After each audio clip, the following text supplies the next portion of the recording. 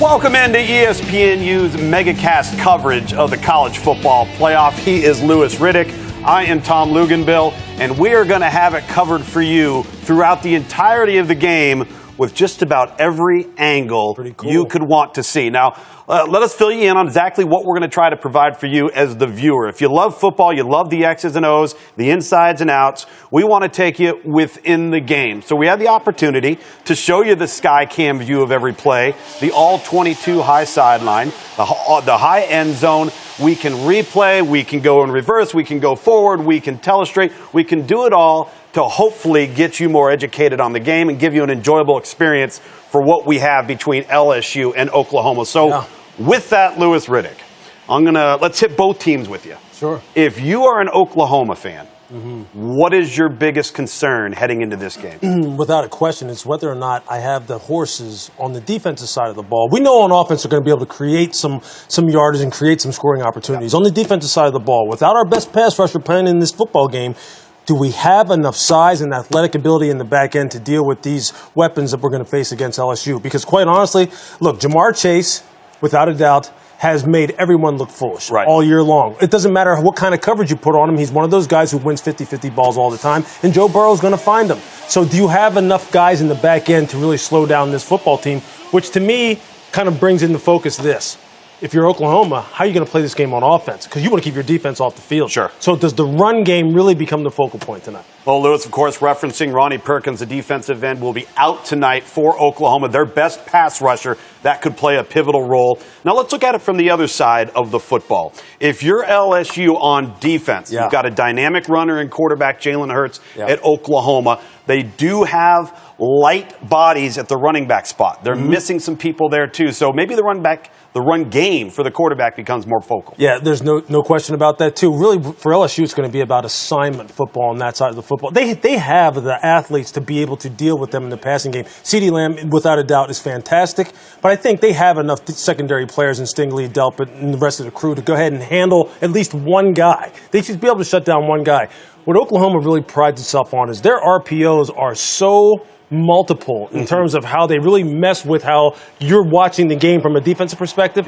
Next thing you know, you're running everywhere. You're looking at too many things, and next thing you know, Jalen Hurts is down the field. So that's what it's going to really be about on that side. Jalen's going to have a big game. I would say he has to rush for over 100 yards. He has to score 2-3 touchdowns, maybe running the football. Because if he doesn't, I think this could be a long night for them. You know, from an offensive perspective, with LSU, you've got the Heisman Trophy winner in Joe Burrow, and you hear coaches talk all the time that not everybody's going to have their A game every week. Joe Burrow has had his A game every week. I mean, is it time for them to have a bad game? We've seen no light of it, Louis. That's a great question. Look, I mean, they have gone over 500 yards 10 times this year. 500 yards in total offense 10 times. He's completed passes to 19 different people. So if you're counting on the fact that Joe is just going to have one of those games, that's really not going to happen. More than likely, that's not going to happen. You're going to have to make it happen, which means up front, you're going to have to try and confuse him a little bit from a protection standpoint. In the back end, you're going to have to change up your coverages. You can't play just straight man. You can't just play zone. We've seen what happened when Oklahoma really tries to go to a too-high zone look. Baylor tore them up in the Big 12 championship.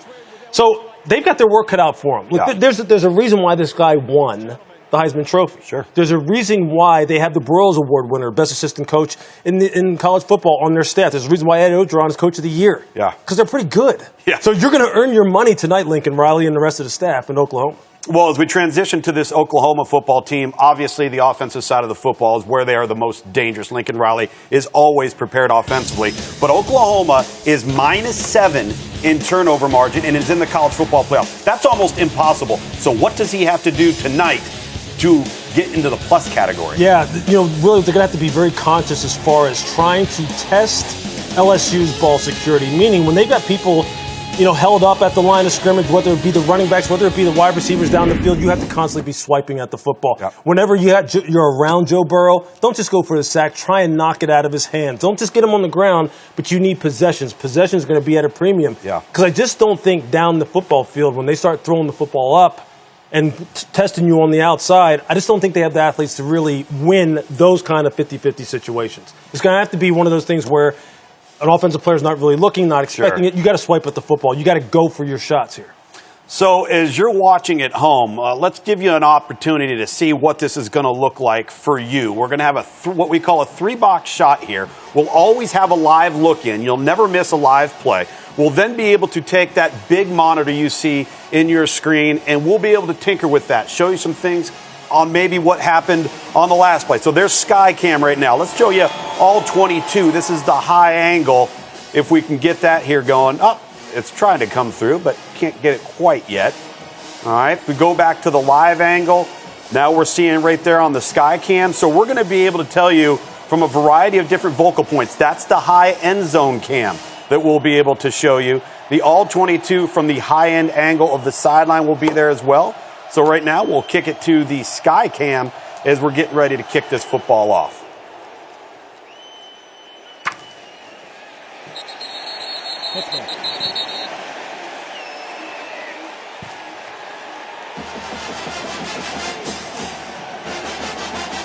Well, here's our guy, Jalen Hurts, and as you referenced, he's going to have to run the football. Yeah. And he's got to be productive on the ground. Yeah, I mean, just think of the Baltimore Ravens. Think of the number of different ways that the Ravens in the NFL try to get Lamar Jackson loose.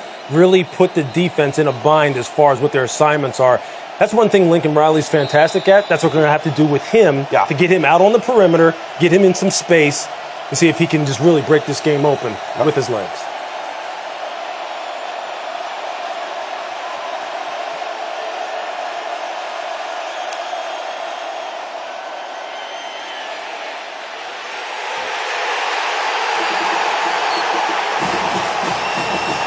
There's that big front. Exactly. We know that LSU's known for their front guys, and that time, without having to provide pressure, they're able to make a play up front. Let's go back and take a look at this. One thing I want to start out with you, Lewis, is the motion across the formation. Yeah, it's going to be crucial here as far as communication is concerned in the back end for LSU, making sure that they're assignment conscious about where they need to be. And then you see they were able to lock them down man-to-man on the outside there. And really, when Jalen has to hold the football like that, that's where the athletes come into play. Now you hear this crowd, too, in the background. This is, you could almost call this a whole home game, right? For LSU. No question about it. In Atlanta. And this defense right now playing on Oklahoma's side of the line of scrimmage. Yeah. I mean, you see it right here. Great gap discipline, setting the edge right here. You see Delpit coming up on the outside, making sure he sets a hard edge. I mean, that's just assignment conscious football. You know that Ed Udron is going to have them ready for that tonight. The safeties will play a big role in this game as far as communicating who has force, who has fill, what the coverage schemes are going to be, especially with all the motion that you get here that can change the coverage in an instant. Now communication is going to come into play at some point during this game. You see them changing things at the line of scrimmage, people getting cranked up. But not a good early start for Oklahoma. I like the attempt to run the football, though. Yeah, they're going to try and make sure that they bleed some time off of this clock, see if they can get that big offensive line to get some movement right here. But you just see, like, they looked a little bit tentative there on that first drive. Didn't want to make a mistake, turn the ball over in their own territory. They're going to have to try and do some things to get on the perimeter here and really get out in space and get Jalen loose. Well, when you look at this, 1, 2, 3, 4, 5, 6 men in the box. You've only got 5 up front to block. That's right. That does not help you in terms of sheer numbers. That was an advantage there for LSU. So our first look at Joe Burrow here coming out. What a remarkable season as we outlined coming on air for you. And we've seen, and I hate to say it, we've seen so many times guys win the Heisman Trophy and then the next contest isn't their best outing. Something tells me that's not going to happen. No, he's just got too many weapons here. Yeah. I mean, you see the guys coming out here on the screen. I mean, look, Chase and Jefferson, I mean, these guys are just fantastic. Thaddeus Moss is fantastic. And they have a great plan of attack as far as how they try to get after you.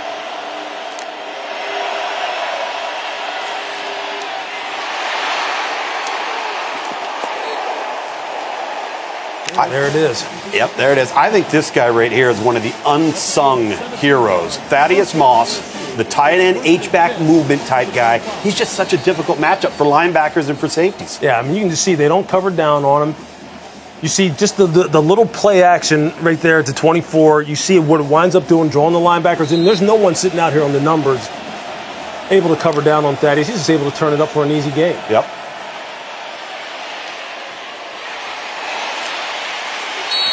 think one of the myths, too, Lewis, about this LSU team is the addition of Joe Brady and all the talk about them running the spread. But people assume that they are a heavy RPO team. They'll have that part of their package, sure, but they're more of a, we're going to get our best guy on your weakest defender and win one-on-one downfield. That's why these wideouts are so dangerous. Yeah, look, this is very much so a pro-style attack here. Run a lot of in-breaking stuff just like this. Yep. You have double slant at the top of the screen. You see they're trying to play it here. Play a little man-to-man. The nickel back in the slot. Number 44 sitting right here. Let's get him. Go ahead. You see him sitting right here. When you're playing off this far, though, when you have this much distance in between them, I mean, that's just too much against this team. All they're going to do, all Joe's going to do is just raise up and just throw the football. It's just going to be an easy pitch and catch, just like it was. Yep. So you're going to have to challenge this football team. You're going to have to challenge them. You're going to have to get up on them and take some chances. Yeah, I think they're going to have to press them at some point. They can't just give them cushion because, quite frankly, LSU's athletes are better than this. Yeah, exactly. Exactly. And it's good to a 12:03 remaining in the first quarter. Your score, LSU 7, Oklahoma 0.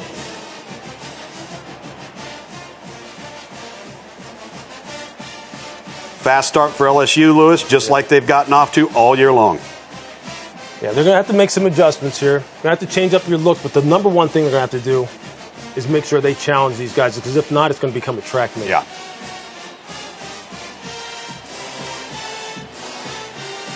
Some banks, it seems like they're going at the speed of yesteryear, but not here. This is Capital One, where you can open a new savings account in about 5 minutes and earn 5 times the national average. This is banking reimagined. What's in your wallet?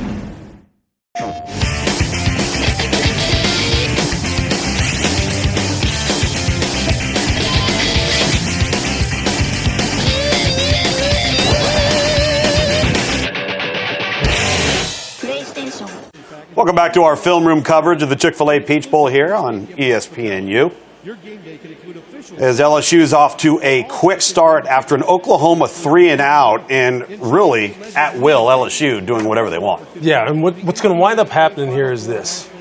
You don't want to give up big plays. You don't want them to throw the ball over your head. But with LSU, the problem is this. If you back off of these guys and you just pitch and catch with them, then guys like Jefferson and Chase, then you're faced with another problem. That is, out in space, you're going to try and get them down on the ground. Right. Nope. And they're just too big and physical. They'll run over your defensive backs just like you saw on the touchdown right there to Justin Jefferson. So get up, challenge them, switch your looks up, play some zone coverage then, but do not play passive in any way. You got one shot at this football team. After this, it's go home. So they're going to have to challenge them across the board. Right. Otherwise, you may wind up seeing Joe Burrow have 80, 90% completion percentage in a game like this, which is, you just can't afford. No. LSU's got to get themselves lined up. There we go.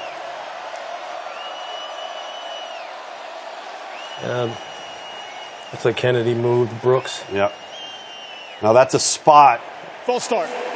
Number 2. That's very important right now at running back. They are really light here at running back for Oklahoma, which means that's going to put more pressure on quarterback Jalen Hurts. And listen, LSU knows it. They know what's coming. It's 1st and 15 from the 20. Yeah, you see Joe Brady up there on the left. I mean, his third down passing game attack has given everyone fits all year long.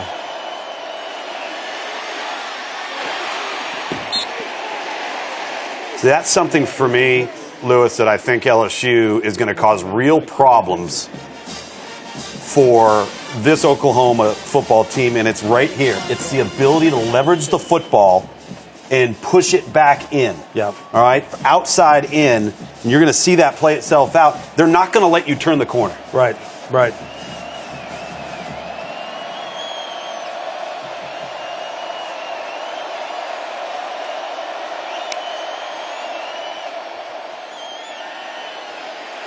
Got CD up top. You got to see him. Ooh. Well, he had CD Lamb in the slot up top, wide open. I don't know if he was really scanning the whole field or not. Let's take a look. Let's take a look. That's why we got the look. So that was Grant Delpit covering on him right there. So you've got him right there in the slot. There you go. CD Lamb there. All right. He's just going to come down here and run a little out route. You got him? He does. He's got him one-on-one. Those are things you see him sitting there jumping up and down. See, those are things where Jalen's going to have to read the full field here. You can't be locked into half the football field. You're not going to have many opportunities to get your number one guy open like that. Potential simulated pressure look from the LSU front seven. 1, 2, 3, 4, 5, 6 men in the box.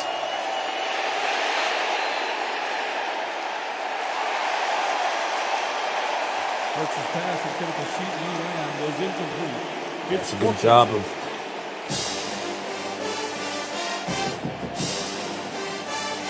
bringing 4. They still just brought 4. They still just drop out and cover with 7. This is the issue, though, isn't it? The running back on the rusher here, mismatch. Watch how this plays out. Back to the turn. Yeah, Kennedy's got to hunker down. He's got to get his base underneath him. That just wasn't a good enough effort right there. You have to play better than that.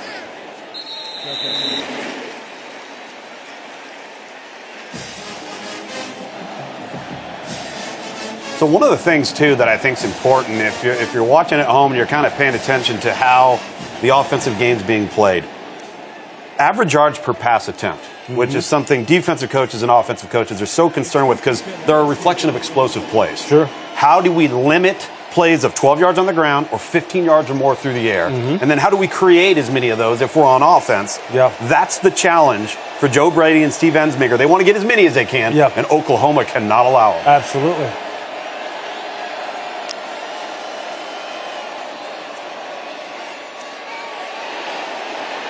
This is where it gets dangerous. Those one-on-one situations right there, look, that's a great job by Trey Brown of winning this one, because these are the kind of things that LSU just eats you alive with when they get you one-on-one, like he got him here with a little bit of what they call a slot fade. Slot fade. You can see the wide receiver just right here. Yep. Just going to take off and run towards the boundary, and they're just going to put it up and see if he can win one-on-one. And these are the things that really would worry me if I'm Oklahoma's secondary and I'm their secondary coach. But that's a nice job right there by Trey.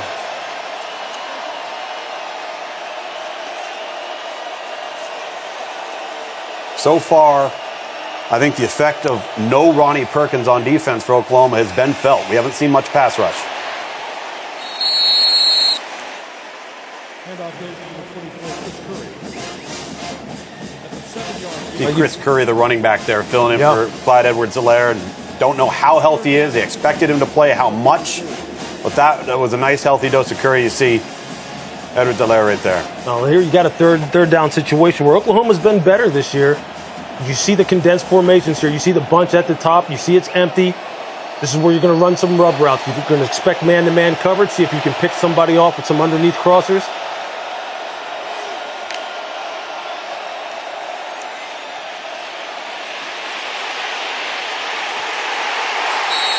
That's a nice job of backing out of there and playing some zone and kind of changing the look up. And Joe looked like he was a little bit confused. Take a look at it and see kind of what he saw here. 3-man rush, but how they went to it is the interesting thing. So you've got this guy on the edge, and he's going to zone drop. All right, so he's going to get out. That gives you a little bit of a different look for your protection now. Yep. And the loop coming around underneath. That's a nice job. Yep, very good job by Oklahoma there.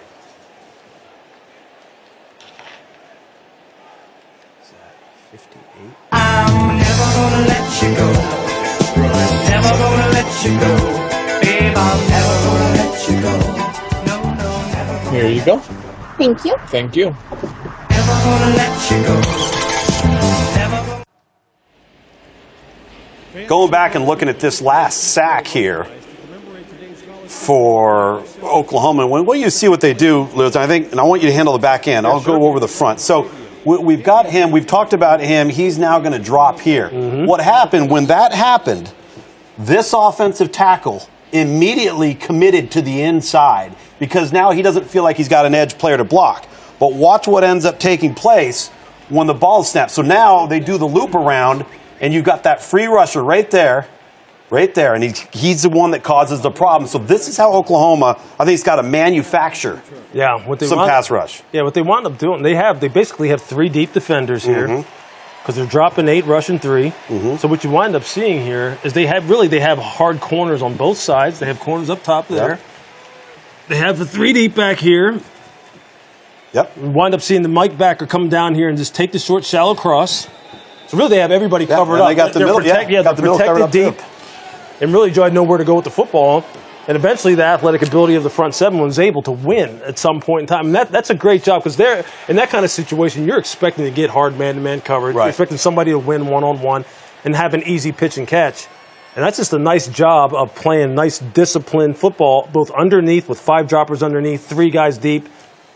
That's a nice change-up on a 3rd and 3 situation. Very important, too, I think, for Oklahoma to settle down right there, not panic defensively because that first drive didn't go their way. Yeah, I mean, it is. Because this is a game here where usually early on, after the team goes ahead and puts some points up on you, you can easily kind of get out of whack here and start pressing, start making mistakes, not communicating. Sure. But as long as number 1's at quarterback, I think this team's just going to stay composed anyway.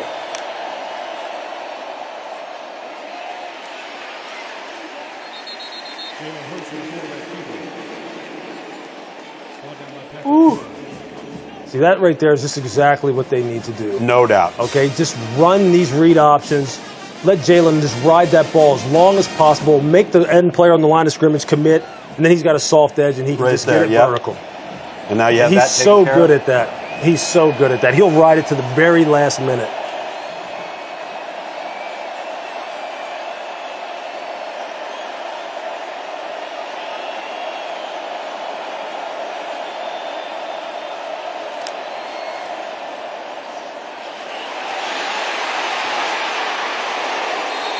Let's take a look at this. Let's take a look at this from the sky because we're going to get a chance to see exactly what LSU did defensively here. You mentioned something in our open about your eyes and eye violations and going where the ball is not. That's right.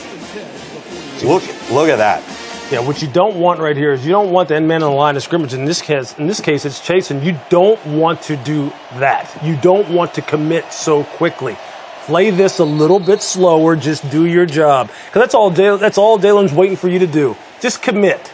Give me the soft edge. Number Now, that's a nice hit. That's a real nice hit that Hampton put on him right there coming out of the middle of the field. First down.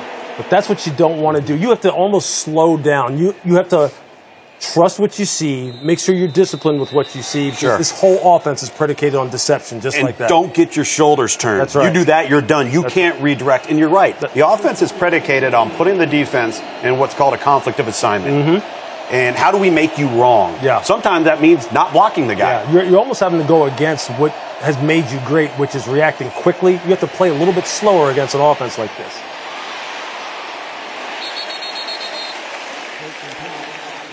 We go to all 22 and look at how this thing developed. This is a pretty cool play. Initially, the initial look is to potentially take the back going down the sideline, right here, and take him there. If it's not there, they're going to leak the H back out. They're going to put him there. Really nice job. That's a CD made a big play down here. Pass and hold to complete to CD Lamb. See this big play here. You know what they're doing a nice job of already? Putting CD in the slot, getting him away from these corners and getting him one-on-one against the safeties, which is smart. That's exactly the kind of thing you see in the NFL all the time. Make your safeties covered. He's basically just running them, again, not necessarily a slot fade. You see him fade it to the boundary a little bit. That's a great job. That's great scheming by Lincoln Riley as far as, okay, we know your corners are great. You know you got a consensus All-American out there. You know Delpit's in the middle of the field. Yep. Let's just see how your other safeties can play and cover one-on-one against our best guy. So you've got Delpit, you've got Jacoby Stevens, the two safeties. At what point do you see maybe LSU move 24 inside or over number 2? That may be the move. Yeah. That may be the move to go ahead and say, Stingley, time for you to start matching up, buddy. That's just a nice read right there by Kennedy. Yeah, it is really good. Just good instincts. That big offensive line just covering people up. And that's what Oklahoma needs to do also. Challenge these guys north and south. See if their size can win out over time and where LSU's front down. Really important for Oklahoma there in their red zone efficiency. 69%, that's 28th amongst FBS teams. So field goals aren't going to cut it in the red zone. Touchdowns are. Really good answer here by Oklahoma. Nice run, Kennedy Brooks.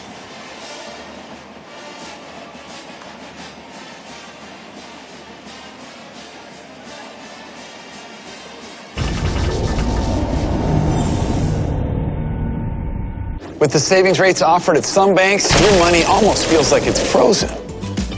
With Capital One, you can open a new savings account in about 5 minutes and earn 5 times the national average. This is banking reimagined. What's in your wallet? They say that timing is everything. I couldn't agree more. Right now at Sun Toyota, you pay what we pay, not a penny more. Get Corolla, Camry, Highlander, 4Runner, Tacoma, Tundra, even RAV4. You pay what we pay, not a penny more. Plus get 0 down, 0% financing, and a nationwide lifetime warranty. Text the word Toyota to 90407 or get all the facts at suntoyota.com. Welcome back to Film Room. Want to share with you the pressure that Oklahoma puts on defenses. This is LSU after that long throw. Watch Oklahoma. Look at the coaching staff down here. You see Lincoln Riley, he's all ready to go. You see Jalen Hurts, he's getting ready to call the play. Now, all of a sudden, LSU, they're still trying to substitute, Lewis. Yeah, they sure are. They try to get a one-for-one exchange here as far as the defensive lineman's concerned. But the reason why people do this is they don't really want you to have time to really recover from this play, from having given up a big play. Keep the same personnel on the field, run the play quickly. And they caught them perfectly. They ran that weak side counter that they run with 2 pullers, one of their bread and butter plays, get good angles on the front, and then just let Kennedy go to work and just kind of be patient with it. You see, he started weak, cut it back to the middle of the field. They had great blocking. I mean, that's vintage. That's a smart play call as far as, or rather smart strategy by Lincoln Riley in terms of upping the tempo there real quick and not allowing LSU to recover. 5 in the box right here. What should that tell you? Yeah. Run. Yeah, here we go. If it's light, let's see if we can do it. And I moved a 6th player in. Yeah, now they're walking down to 7th.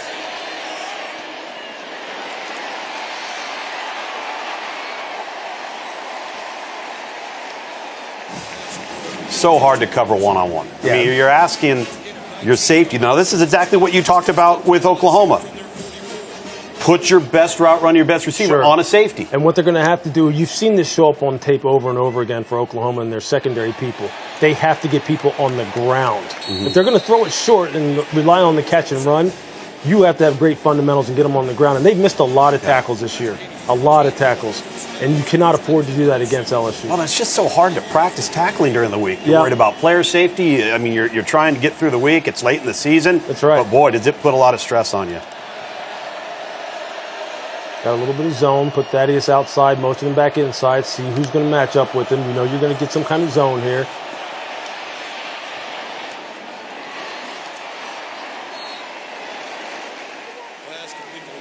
He was talking to him much about Jamar Chase and Justin Jefferson. Terrence Marshall is a big boy, too. And they just got him everywhere. And this is it's just such an easy read when you look at this because you have no safety over the top. So you're all set, you're ready to go, and Joe Burrow just hits it to the left. Really nice job. Look at him come back to the football.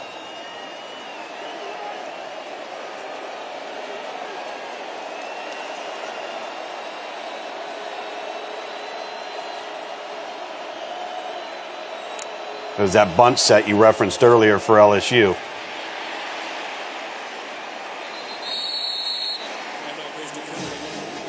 And you see there the Mike backer, Kenneth Murray. He's going to have to play a big role in this game as far as making sure he is active up front, staying inside out on the football. And you see him right there in the middle of the screen, how he's able to just stay square, read out the play.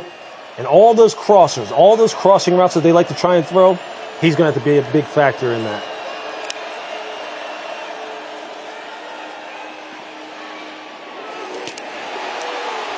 That's how you challenge routes. That's a great job right there by Motley. Let's go to the All-22 and look at that here.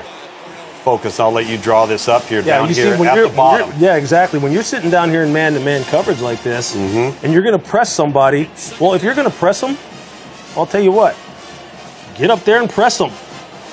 And then when they take off, get your hands on them, just like that, offhand jam, get your hips down, read his eyes, come back down the field, just run the route for him. That's exactly how you have to do it. You cannot be scared against this football team and allow them a lot of space to operate with.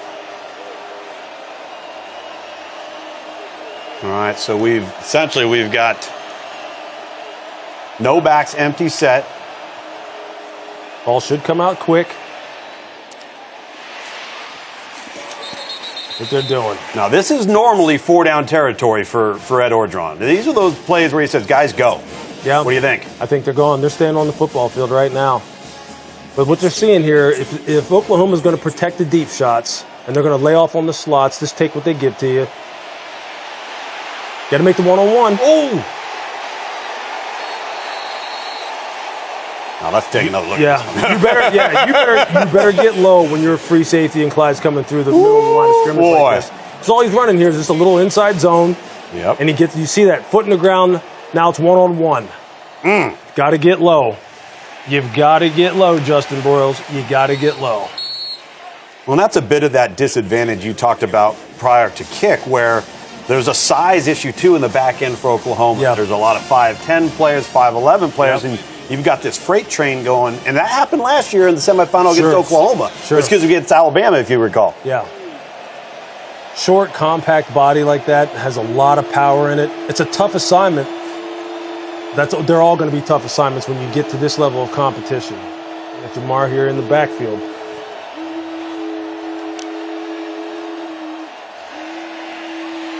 Going to try and hit him on the corner out. That's where Joe kills you, right? If you can't get him on the ground, he's moving here to his left. Yep. Moving to his left, and you just see Marshall just work all the way across the field. Just keep working. Just keep working. Now, real quick, watch this. Right now, what Joe Burrow is seeing, nobody's open. Everybody's covered Nobody's up. open. Everybody's covered. That's right. Everybody's covered. Now, watch Joe Burrow's eyes, though, as he continues to just keep his eyes downfield while he navigates the pocket. And you cannot underestimate the difficulty of rolling to your left, where momentum should carry that football out of bounds and cause you to throw it wide. He's able to get enough touch on it and put it right where it needs to be. And quite honestly, look, Terrence was covered pretty well right there. They had good man-to-man coverage, but this is a guy who's 6'4", 220-plus pounds. That's how LSU gets you. Look at it. I mean, this is a nice throw. Yeah, really good. And just good with his eyes. Again, quarterbacks, when they're under duress, do their eyes come down? That's right. Or do they stay out in front of themselves and find the next target? Really good by Joe Burrow.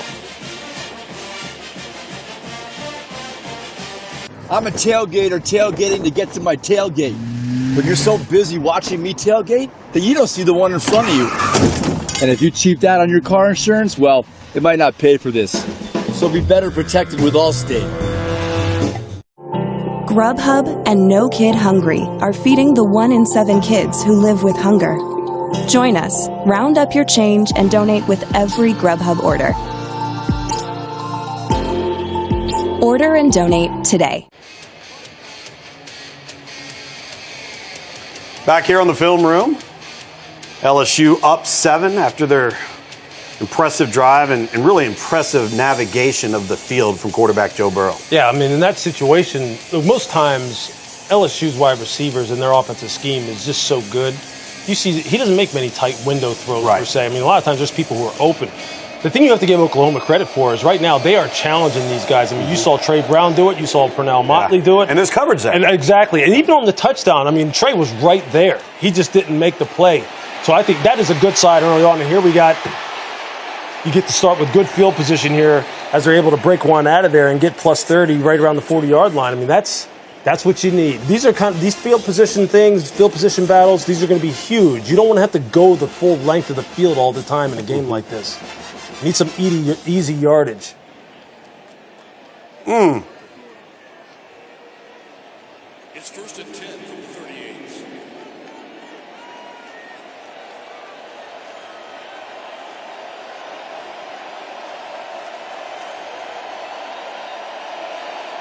All right, single back for Oklahoma here. Great field position, Lewis, as you referenced. Yep.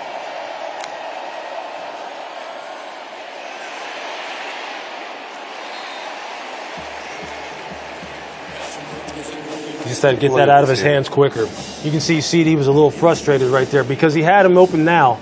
Right there. You just got to somehow get that ball up and down and get it to him quick and let him run. The ball's out. He just wasn't able to make an accurate throw. At this. Look at all this grass that's out here. I know. I mean, he's got a lot of room to work.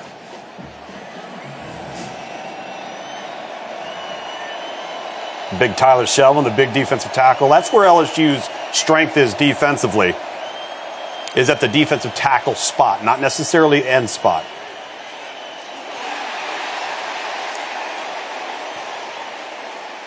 Take a look at this design here. Deflected by Jacoby Stevens. Yeah, look at this. Isn't it interesting right here with Kennedy Brooks Yep. at the direct snap right there. I like it. It's always a wrinkle from Lincoln That's Riley. right. Just enough to slow you down and interject doubt into your mind as far as what are they trying to do here with the football. Again, if Jalen just gets this ball up and down, they have some grass again to work with and catch and run. So the opportunities are here. Look at our Randy Moss Yeah, at look the at game, Randy checking cheering on out his his boy. son. Yeah.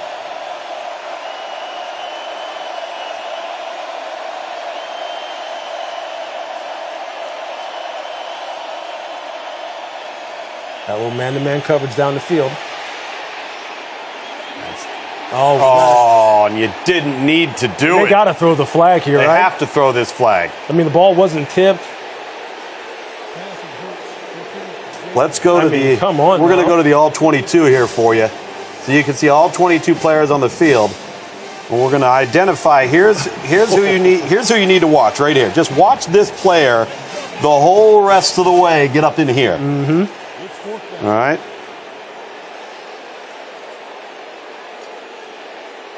Yeah, I don't know how you can miss that right there. I do not know that either. That's big time. That's 3 missed opportunities, 2 by their own doing, 1 right there, a poor call by the referee.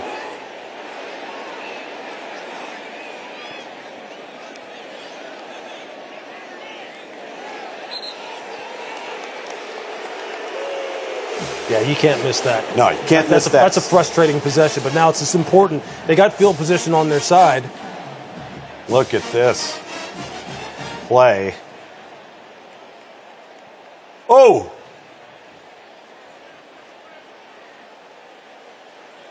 Oh!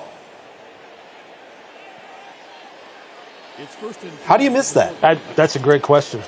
I don't know. Refereeing has been a little bit of a point of contention right there. And look, Lincoln's understandably And upset. he should be. Understandably.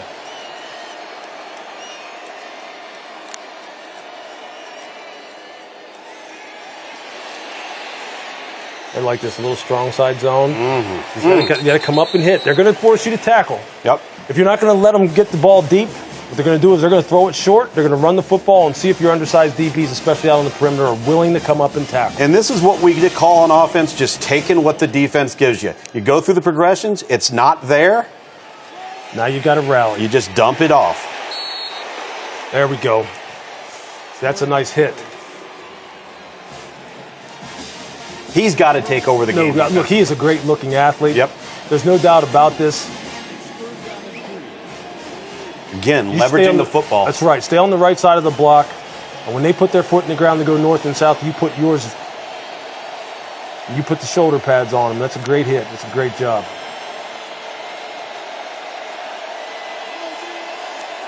You see these corners for Oklahoma, like you said earlier, getting up, getting closer to the line of scrimmage, not giving them necessarily the free release.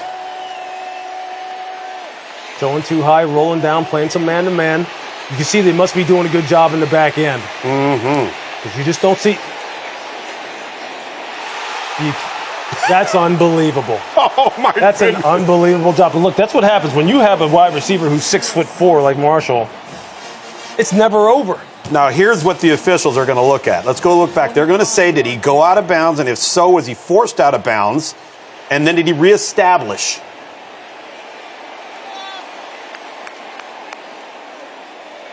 Wow. That's a frustrating situation for a defensive back, man. You're playing your rear ends off. You're showing some good pre-snap looks. Showing too high, moving down the single high, playing man-to-man. Let's see if we can get this from this angle. Let's see. Look at Joe Burrow's on Skycam here, and he throws this thing up. And to your point, that's unbelievable. Great coverage on the back end. Exactly. I mean, that's the only reason why he's holding the football like that. And they're playing man-to-man. This would not be a good injury if Murray's hurt. No. It looks like he's grabbing his hamstring there.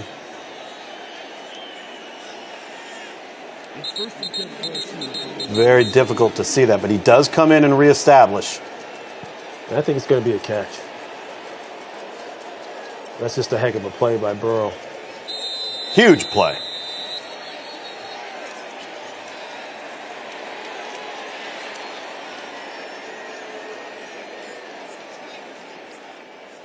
You could see where Murray was chasing Joe out there on the sideline. You could see his leg kind of give out. Mm-hmm.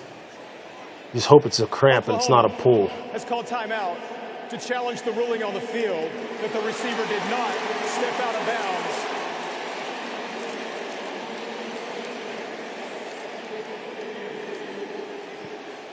You know, getting pressure on Joe Burrow, however you do it. Yeah. If you start running out of bodies, I think that's the issue with Oklahoma. Is Exactly. They're improved on defense statistically.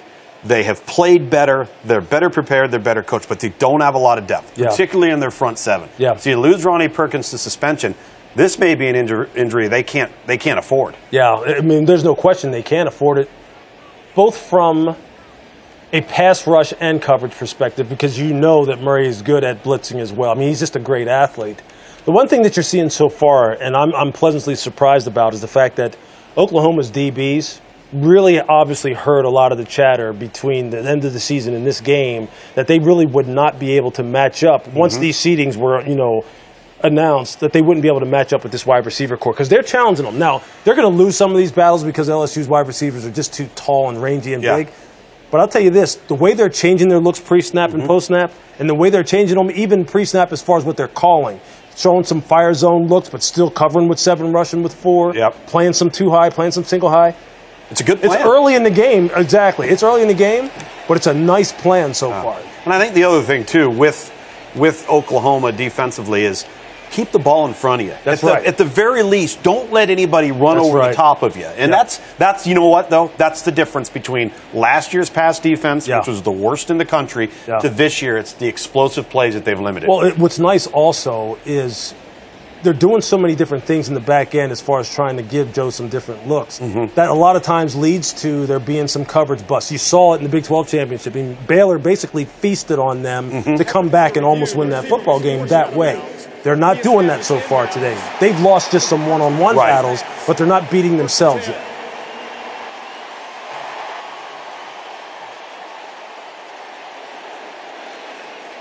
You know what's interesting, too, is when a play like that is made and you're having the year that LSU has had and you're having the year that Joe Burrow has had, you kind of just sit back there and go, exactly. That's what they're doing. That's the year they're having, right? Yeah. If you're Oklahoma, you just don't want it to get in your head and go, okay, here we go. Here goes this, Just keep playing your game.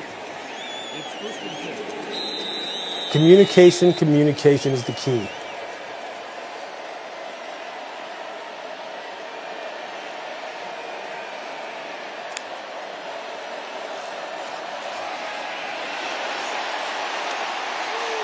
Oh, Tell you boy. what, they got some big boys now. They do. This is Curry again, 24. I mean, look, Curry's 215. I mean, that's a load coming through there. Oh, and so you know what? 2, 3, 4, 5. And so you know what's key? I mean, look, as soon as Murray comes out, what do? They run an inside zone right down the middle of the field. Yep. And you see the Mike Backer who came in is just getting, I mean, he's getting knocked. That's 38 right there. Yeah, right in the middle of your screen. Knocked 10 yards down the field.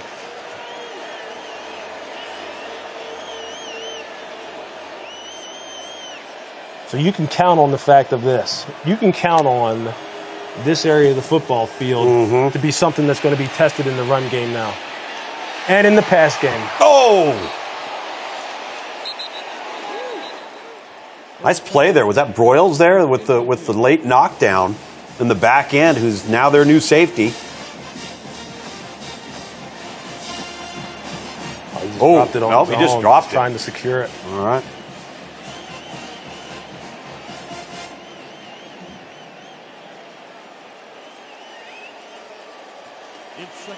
It's a rare drop we've seen from LSU wideouts.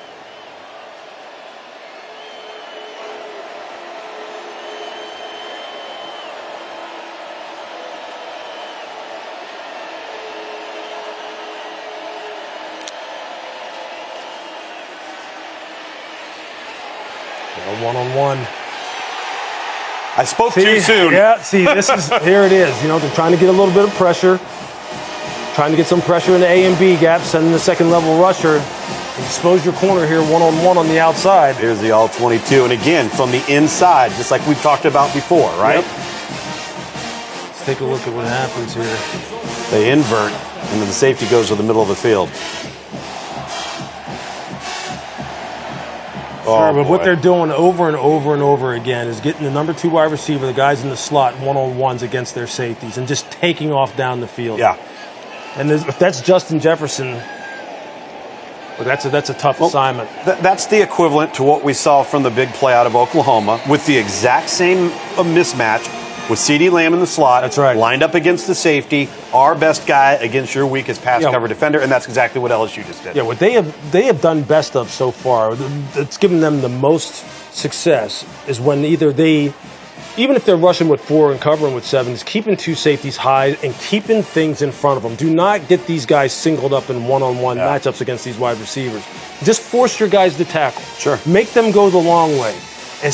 Make them earn it. Look, post-snap, Joe's good at deciphering what you're doing. He's going to see what you're rolling to. He's going to see that there's this one safety in the middle of the field. And you just can't expose them to this too often. You can't. Make them run the football. Make them emphasize the short passing game. Because otherwise, they're just going to start racking up yardage on you. Well, the thing, too, is I want to try and get back to this just a little bit and see if we can look at it from a different perspective here real quick and look at the back end for Oklahoma and what got them in trouble.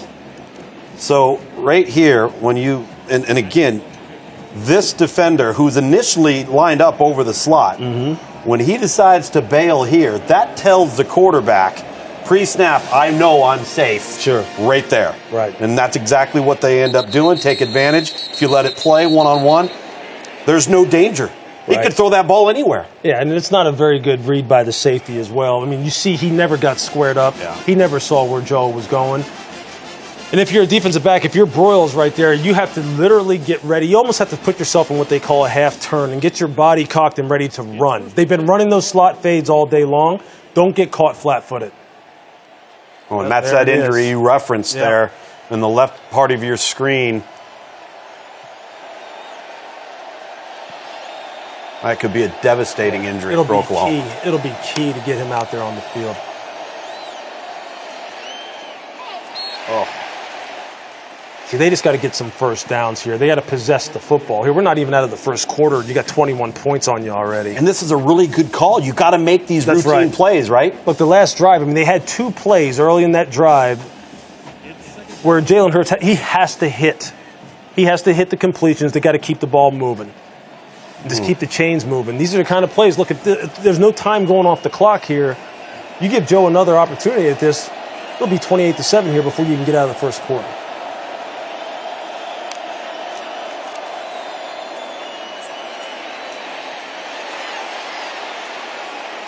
What do you think? By design? Take a look at it here. I think he was looking to throw here. It looked like that to me at first glance. Interesting. Okay. I think he's He did run. take it off. I think No, he's it gotta is. run, It is. yeah. It is. And what a great move right there. Woo! That's where he's so dangerous. What's interesting is, I think they run what they call some pass run options here, where if that shallow crosser is taken right away, then he just takes off. Yeah. If it's there, throw it. If it's not, run it. I mean, this offense is so multiple in that way. That's how it can really cause problems for defenses, because so much of it is predicated on what Jalen sees. So he's going to have to play a great game. I'll tell you, you're not going to arm tackle. See Jacoby Stevens on the edge there, number 3. Maybe getting held just a little bit right there. That's a pretty good block. Yeah. It's a nice hold. But it's all right, though. You'll take it however you can get it as far as moving the chains right now in this game. They don't got call to get it, some it's not first holding. downs. That's right. That's right.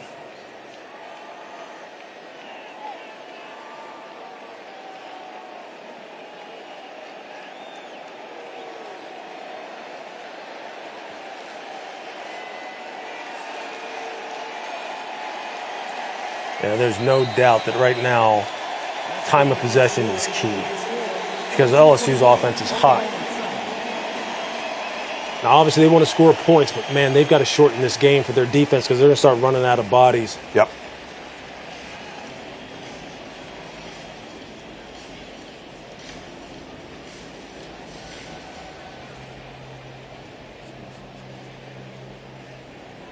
Some banks, it seems like they're going at the speed of yesteryear, but not here.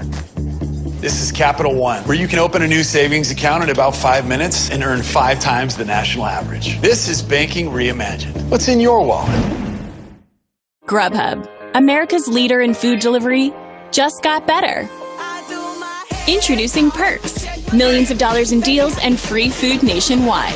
Download the Grubhub app today and get free delivery on your first order. Welcome back. Tom Lugan, Bill Lewis Riddick here on ESPNU. It's our Film Room Megacast edition of the Chick-fil-A Peach Bowl. We were just talking during the break, Lewis. Oklahoma, to this point, had done such a good job keeping the ball in front of them, tackling in space, making LSU have to earn it, and then they give up the one over the top. And how much do you think Alex Grinch has to just maybe, I don't want to say play it safe, but maybe you don't need all the tricks, you don't need the bells and whistles, just line up and keep your eyes forward. There's no doubt about that. Look, anytime post-snap, you can do as much pre-snap disguising as you want, but eventually you're going to have to declare what you're doing, and get to your landmark. There's a reason why this guy on your screen, Joe Burrow, won the Heisman Trophy. Yeah. He's going to be able to read what you're doing on the fly. Sure. And if he sees you one-on-one, when you have 2,000-yard wide receivers, 1,000-yard running back, and you're a 4,000-yard thrower at quarterback, it's because you've done some work on people. Absolutely. Okay? So don't try making this into something that's more difficult than it needs to be. Protect the deep ball. Don't let them go over, or they will put 50 on you in this game and embarrass you. In a hurry. Just make them go the long way, and then on offense, you have to put the pressure on your quarterback, on your Heisman Trophy runner-up, to say, look, we need first downs. We need to milk this play clock down, and we need to make this a long, physical game. Otherwise, you see what's happening to our defense. We can only call a couple calls. Yep. And that's just the way it's going to be. Tell you what, that was a really nice job of Kennedy Brooks making something out of nothing, because when you look at the interior of this play right here, watch the big fella, Tyler Shelvin. They don't block him, number one.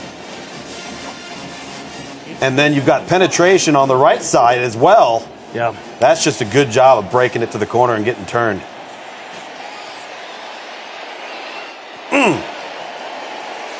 Now, one of the things people, I don't know if they realize, is the fact that in yards per attempt this year, Jalen Hurts was number 1 in college football. He can launch that thing now, and they can connect on some deep balls, and you saw him do it already. But it's just in these situations, it's 3rd and 5 right here.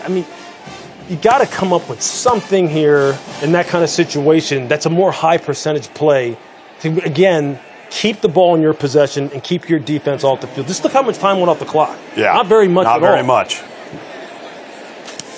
That time also worthy of note, LSU moved Kari Vincent inside over the slot. Right. That time on CeeDee Lamb, as opposed to having Jacoby Stevens, number 3, who they had before, which is a mismatched Oklahoma advantage. There you go.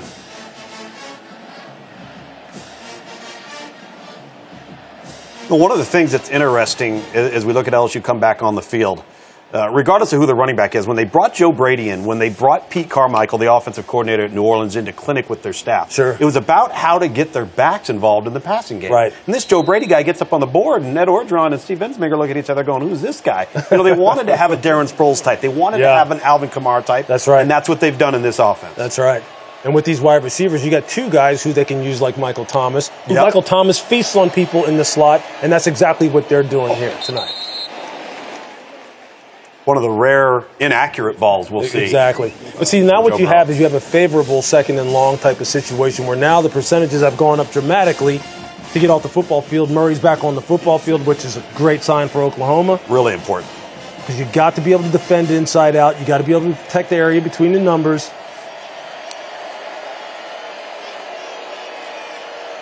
We're starting with the split safety look. Yep. Let's see if they rotate down. 2nd and 10, typically a screen down.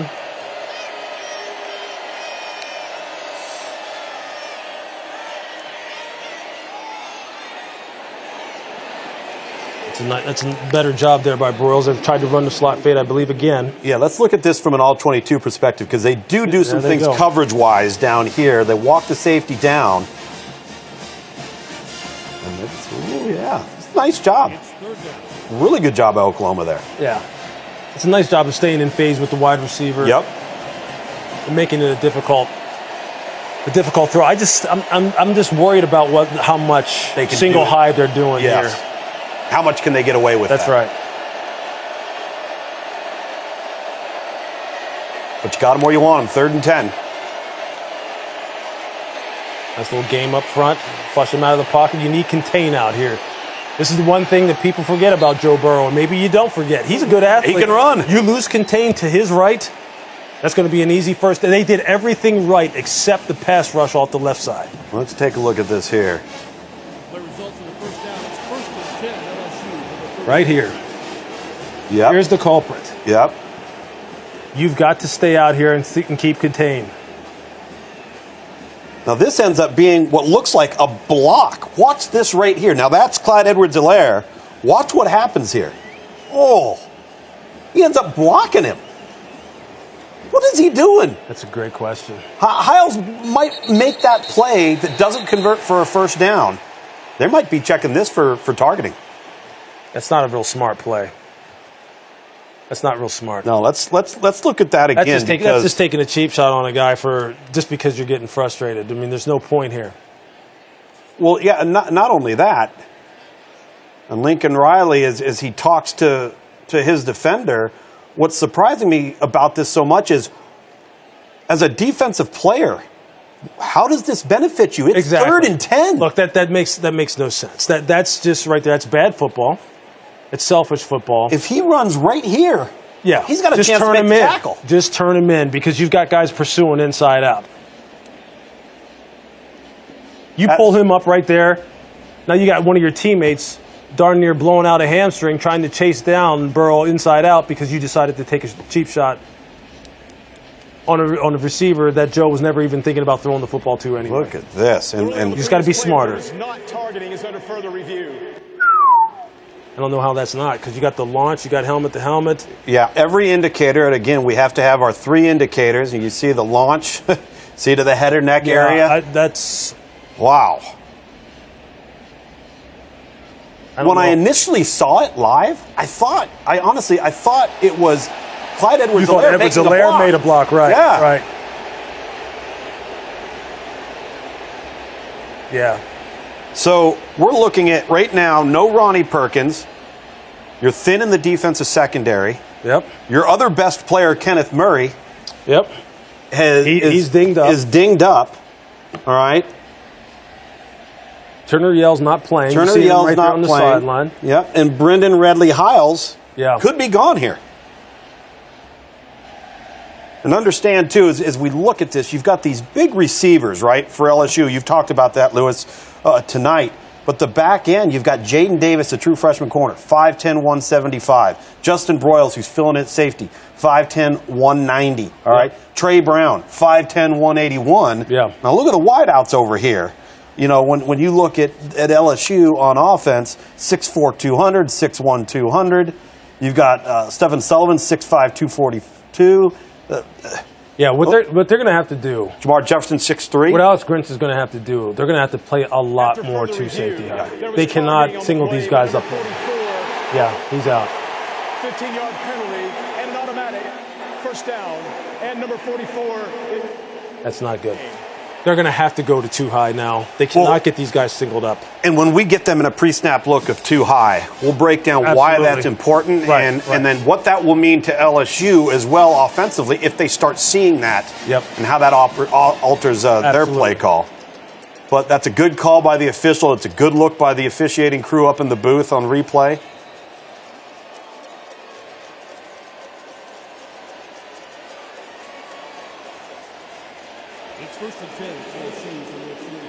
Not only was it a selfish play, you also prevented yourself from having a chance to force LSU into a punt situation. That's right.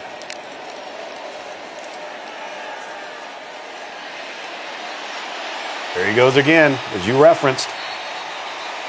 You know, the more you talk, whether you're talking with NFL coaches, GMs, executives, you're talking with college coaches, they don't have to have Lamar Jackson. They just want somebody that can extend the play. Sure. A good enough athlete to where the play's not dead. That's right. Especially, you know what, in these kind of situations where especially if second and third level defenders lose vision on you and there's a lot of green grass to take, free real estate, take it.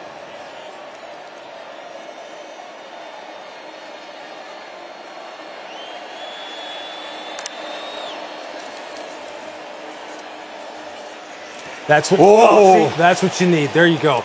Okay. Now they stayed too high here. It looked like it was either cover 2 or cover 4. It was one of those. All right, let's see what we can do here. We're going to get to. So it looks like this may be cover 4. 4D. All right, let me go back for you. Let's take a look here. It's safety. Mm-hmm. Corner's just backing off. Okay. Just covering down in the slot up here. Oh. Thaddeus Moss just runs what they call a little smash route. You see the corner just reading it out, and then just drive hard. Just got to finish that. It's a good thing Joe led that ball outside. Now, guess what's coming next? Guess who made a note in the booth? Sluggo. Now they roll down to a single high look. Now you're going to get some one-on-ones outside. There it is. I'm telling you, they have got to stay out of this defense. Otherwise, this score's going to get out of hand. Yep. It's going to get out of hand. You could see it post-snap. You saw them roll down. They started in a too-high look. You could just see it in the middle of the play. Joe Burrow going, okay, Justin, let me serve you up again. All right, so mark that down, the too high. There you go. Okay, here, we have them here. Yep. Okay. No backs Now, on what you would offense. like is for that to happen. Just Yes. keep it deep. Maybe roll up out here, jam somebody. And force them inside. That's right. And Yeah. just bring it in here where all the traffic is, where all your help is. Sorry. Instead, this is what you see. You saw the safety roll down. Yep. Right when he right leaves away, the pocket. Right when the he saw quarterback it. leaves. He saw it. Yep. One-on-one.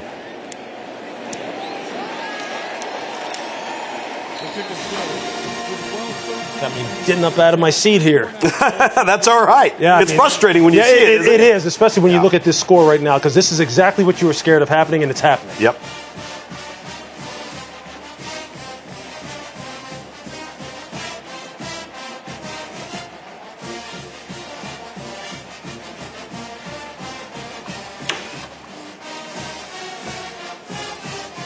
That's nuts. For this. Some banks, it seems like they're going at the speed of yesteryear, but not here. This is Capital One, where you can open a new savings account in about 5 minutes and earn 5 times the national average. This is banking reimagined. What's in your wallet? Grubhub, America's leader in food delivery, just got better. Introducing Perks, millions of dollars in deals and free food nationwide. Download the Grubhub app today and get free delivery on your first order. Coming back here into film room with the Peach Bowl, another LSU touchdown. If you take a look at this on the inside slot, number 2, a veteran guy, an explosive playmaker. He's matched up against number 5 right there for Oklahoma, and that's Woody Washington. He's a freshman, so you now have him matched up man-to-man, and that's not the type of situation that he's generally going to win in a one-on-one matchup. He recovers nicely, but the back shoulder throw is perfect. Yeah, it is, and that's a Heisman Trophy type of throw. You see, he has no deep help outside or anyone who's in position that they can range to the sideline and help him out because the middle field safety is nowhere to be found. And they have got to, I'm telling you, I keep saying this over and over, they're going to have to stay out of those types of defenses. Yeah. Unless they want to have like 56 points put up on them.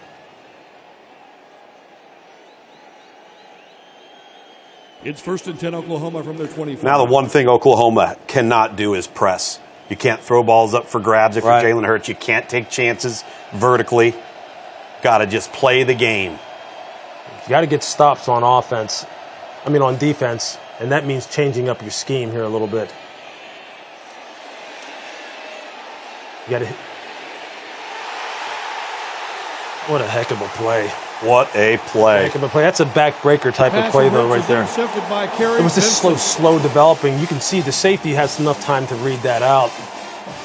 Yeah, it looks. So you got Kerry Vincent at the top of your screen. I think he's right here. Yep. Yep. He's just going to. Exactly.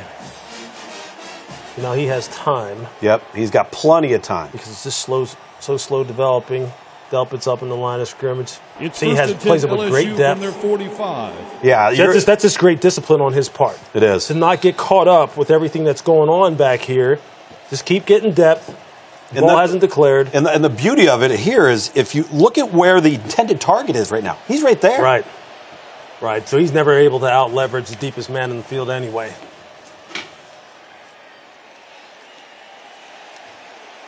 Burrow's pass complete to Moss. Woody Washington on the tackle. That's just good. You're right. That's just great discipline. Good with your eyes. Don't fall for it. 44.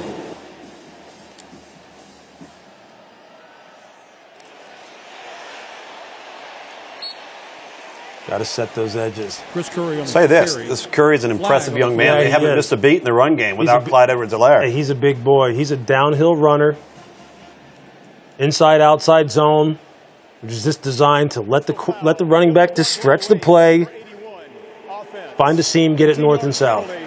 Hey, Oklahoma right now will take any break they can get with the chop block there.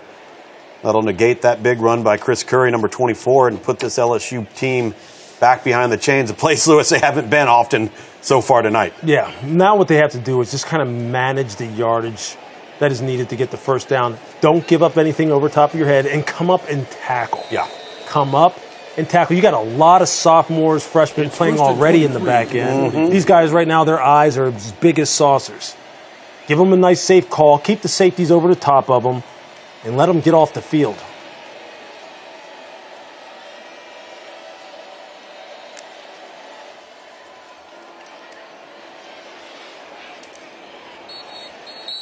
What a throw. What a catch. Now, Jefferson. this ball was low and away, but look at why it had to be low and away. Now, that's very fortunate to catch that ball, but that's what happens when you got great playmakers around you. That's right. But again, you're still able to manage it. 2nd and 13, you can still manage this down and distance if you're Oklahoma and give yourself a shot. It's right now, they're smelling blood in the water. There. Make the tackle. Pass complete to Jefferson. This is Good four job. down That's a good territory. job by the corner. Sure. Coming off on number 2, reading it out. If you're Alex Grinch, the defensive coordinator at Oklahoma, you'll take that on every That's single right. snap. That's At right. least make them earn it. Now here you've got a situation where you need to play a little bit tighter. Yeah. Safeties need to really help quick. Get up on the line of scrimmage, press some people.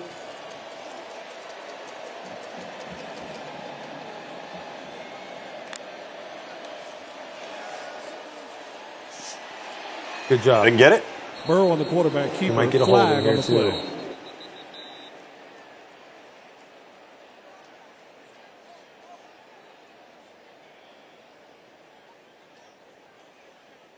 Personal foul. Illegal use of hands to the face. Number 73, offense.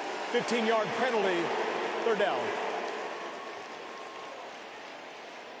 Yeah, you see him right here. He's 73. Yep. Yep. Yep. Hands up.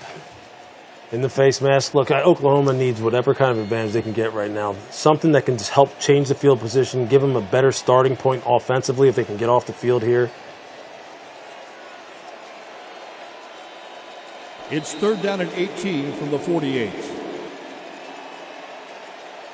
Now, Tom, I'll tell you what. If I see Oklahoma roll to a single safety, You going to come out of your chair? I might just go ahead and take this card and fold it up and be like, okay, you don't want to win this game. Just protect your corners. Come up and tackle. All right, let's look at the L22 then. You see that right there? They're in 2 deep safety right now. They're rolling up top. Rolling up. They may have one-on-one down here at the bottom. Oh, boy. Pass complete to Jamar Chase. They have him bracketed. That's a gain of 22 yards. Yeah, you've got Results a in guy the first buzzing down. It's outside 1st playing and 10 underneath him. LSU from the Oklahoma 30. You got the corner bailing outside as well. Yep. He's buzzing underneath him, Yep. and he's going to take him over the top, and he's got to break inside. Oh, looks like they scored again.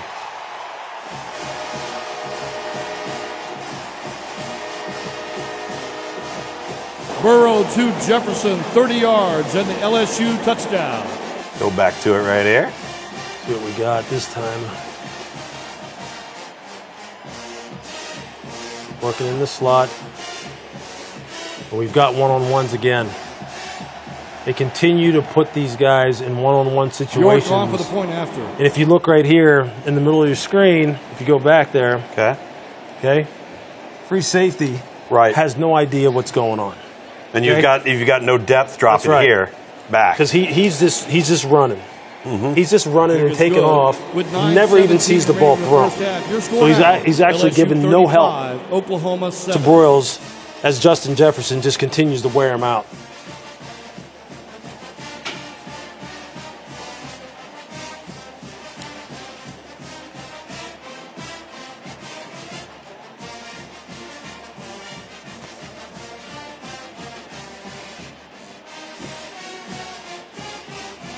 I'm never gonna let you go. Never gonna let you go. Babe, I'm never gonna let you go. No, no, never gonna. Here you go. Thank you. Thank you. Never gonna let you go. Never gonna. Back here in the film room, Tom Lugan, Bill Lewis, Riddick. Lewis, why was this so successful for LSU offensively? Well, I mean, what you wind up having here, you have a bunch of one-on-ones everywhere. You got one-on-one, one-on-one, one-on-one. He's going to wind up taking, he's going to come down here and take the running back. Yeah. Then you've got one-on-one here. You got a free safety driving to the middle of the field. But here's where they're trying to get him deep down the field one-on-one like this. What has to happen, this free safety has to drive for depth in the middle of the field, square up, and get his eyes back on Joe Burrow so he can help. But he screams to the middle Exactly. of the field. He never looks at Joe Burrow. He has no idea that the ball's even thrown. Yep, Look, at he's that. still running. Yep. He's still running. He's basically back there what defensive back coaches used to tell me, you're just back here killing grass. He should have been pedaling on the hash. No question. Yeah. He should have squared up right here. But even bigger, the bigger point, though, here, Tom, is this. You're outmanned in the secondary. Right. And yet you're allowing your guys to go up against the most explosive wide receiver core in the nation one-on-one. And you're not getting any, and you pointed out in the break, you're not getting any pass rush. No pass rush. Yeah. That's how the score becomes 35-7 with 9 minutes left in the second quarter of a college football playoff semifinal game. You're not helping your guys. Right. And you've got to do better than that defensively as far as putting your guys in position to where they can compete. It's 1st and 10 Oklahoma from their 25. Surprised they haven't gotten into some more of the fire zone look where they're keeping the ball in front of them. Sure. They're not turning and buzzing to the center field. Right. Trying to create maybe some pass rush issues.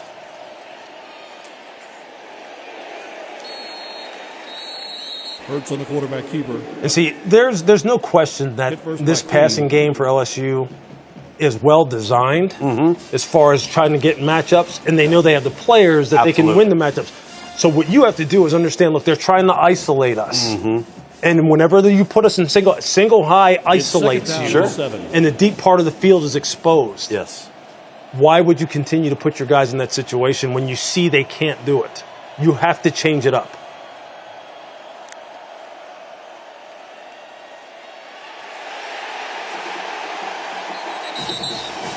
Kayvon Chason, the best pass rusher that LSU has. Now, again, this is an Oklahoma offensive line. Lost 4 starters from a year ago. Hasn't been the offensive line they've been in years past. Lincoln Riley and his staff will acknowledge that. You see big number 18 right here, and he's hit his stand-up spot off the edge. He's an explosive guy taking advantage of the offensive tackle there. Good bend. Once you get him off leverage, off balance, he's good to go. Yeah, these are these situations here where Jalen's going to have to get the ball out of his hands quick, be very decisive. Because as you said, with all the new starters up front, there's better athletes on LSU's part. Everything has to happen faster for you on offense than what is happening right now, because you don't want your defense back out on the field again.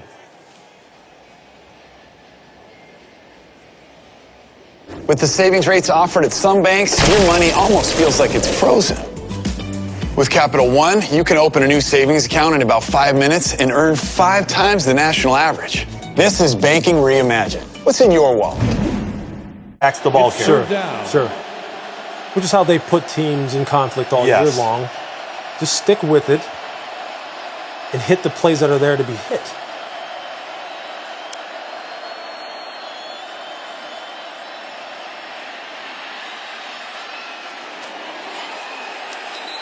There we go. We set it down. Pass intended for Hazelwood. Flag on the play. Take a look at Jalen here. Pretty good poise. Want to be smart in the red area. Don't want to make any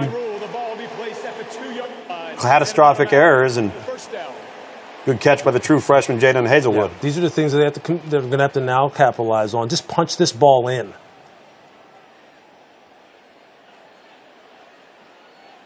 Right It's there, first number and 11 goal is going to for be the the two. next great receiver in this Oklahoma offense. Just a true freshman out of the state of Georgia.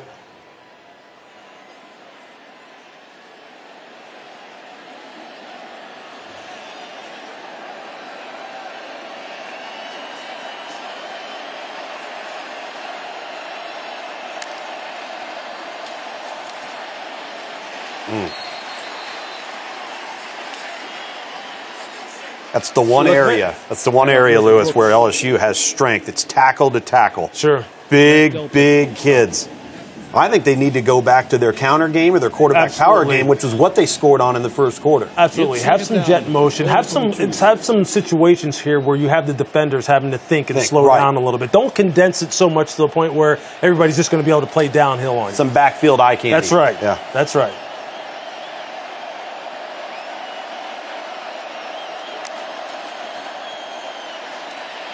There we go. Get out on the perimeter and make them think, make them buzz their feet. That's a good play design right there. Really they like attacking the weak side. Their weak side running game, weak side counter game has been very good for them all year long. Speed option right here. The block, though, is really good. So they're going to, let's get on there, they're going to option this player here. They're going to block this player right behind him with this wide receiver, and they do an excellent job. And then Jalen Hurts reads the play properly. He uses a little pump. And it's also if you run it back right there, it's a nice job right here on the edge. Go back one more time. Logging that block. That's right. Just securing the edge right there. And it's good. With 4:45 remaining in the first now, if you half, see, Jalen's not really running lateral. He's running downhill on an angle a little bit, so he's when gaining the ball yards. goes like that. That's right. He's that able defender goes. That's right. He's just able to hit it north and south. Yep. Really important. That's a good play design. Really important. They needed that. Drive successful. Peach Bowls better. In your cup holder are directions for filling out our fan survey. Submit your results and you will be eligible to win tickets to the... With the savings rates offered at some banks, your money almost feels like it's frozen. With Capital One, you can open a new savings account in about 5 minutes and earn 5 times the national average. This is banking reimagined. What's in your wallet?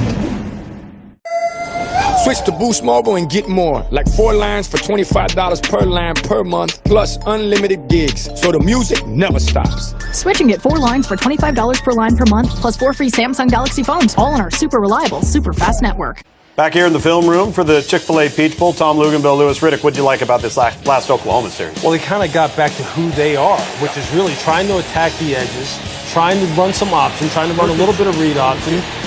Some opportunistic throws to C.D. Lamb here and there, but again, it was really about Kennedy Brooks and Jalen Hurts doing their work, and the touchdown run design was absolutely perfect as far as getting on the edge, getting good blocks, and allowing Jalen Hurts to get it north and south and get it into the end zone. You see it right here, seal the edge, good crack block by C.D. Nice, clean, defined read there from Jalen Hurts. I think they will have some good plays and some good plays offensively. Again, we've said it over and over again. It's just, what's the approach going to be defensively now?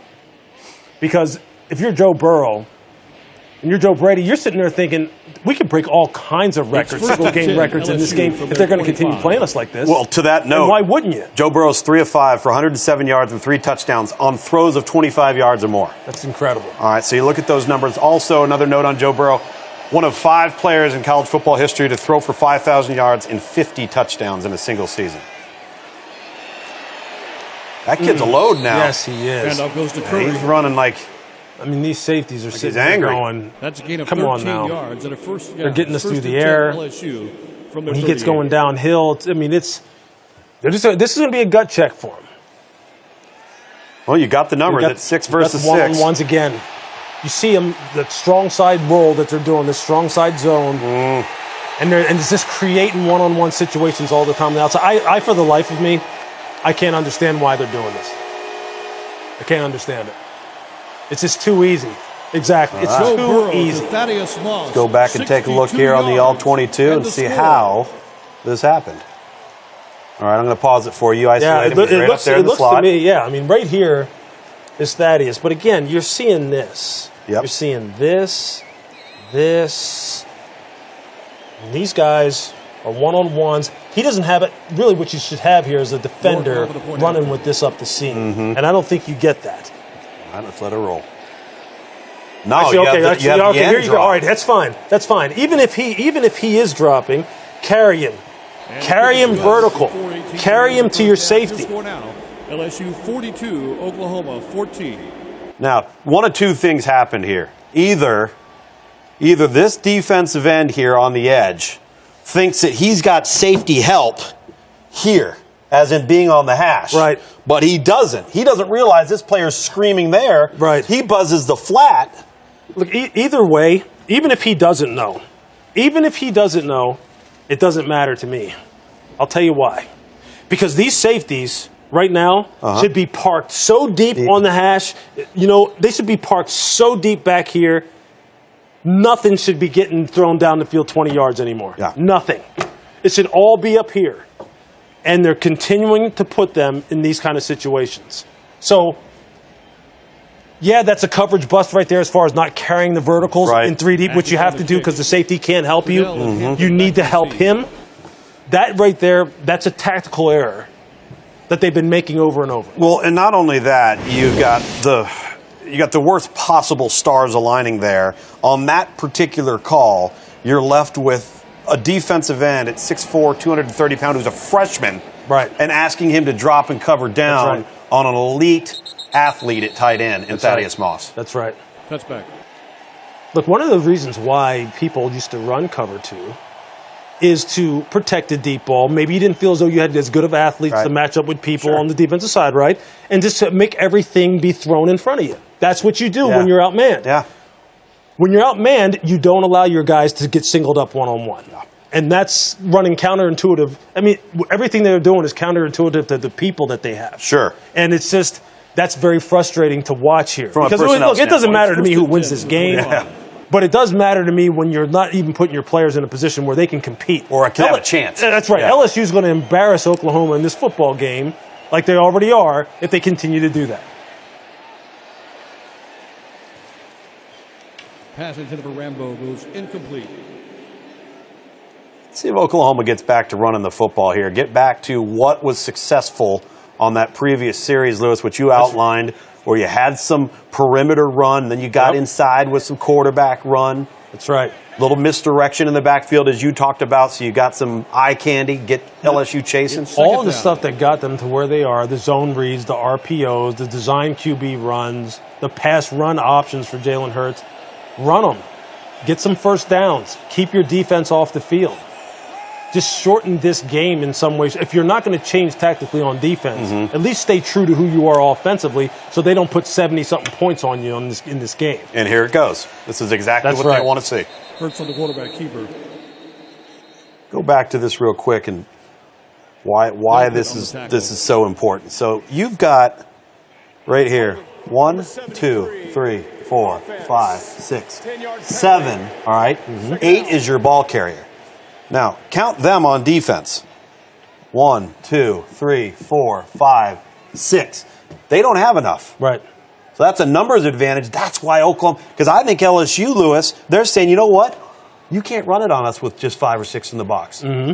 Unless the quarterback's the runner. Right. And that's what's got to happen. The quarterback's got to be the designated runner. And even so, at this point, if you're LSU, you're saying, go ahead, we'll give you 5, 10, 15. That's fine. You see the score? You have no shot And the doing clock that. will wind. That's right. Yeah. So go ahead, rack up your yardage. That's how rush stats can From be the 20 misleading. to the 20. That's right. Yeah. That's how rush stats can be misleading, especially in a game that right now is so out of whack from a score perspective.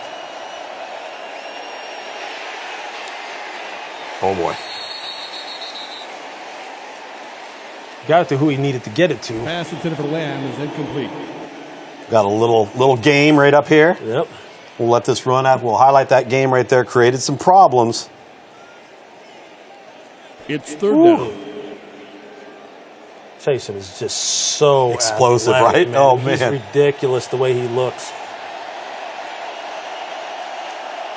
Got a little TE, as they call it. Tackle first and wrap. Yep.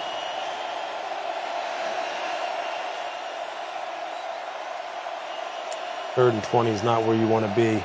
Not a lot of plays in the playbook for third and 20. And Chasen, here he comes again. They can't block him. They don't have an answer for him. That was just a 3-man rush. They had him doubled out here on the perimeter. Pass complete to Jeremiah And he's just Hall. showing you kind of athletes that they have out here. Cordell You see him Floyd just coming off the corner right here. Yep. He's chipped. Tackle's going out on him. It's He just fourth never down. quits. Nope. Great coverage downfield. Great effort. Good with the hands. And they're playing like the score is nothing to nothing. 0-0. Munchau on the punt. Stingley back to return.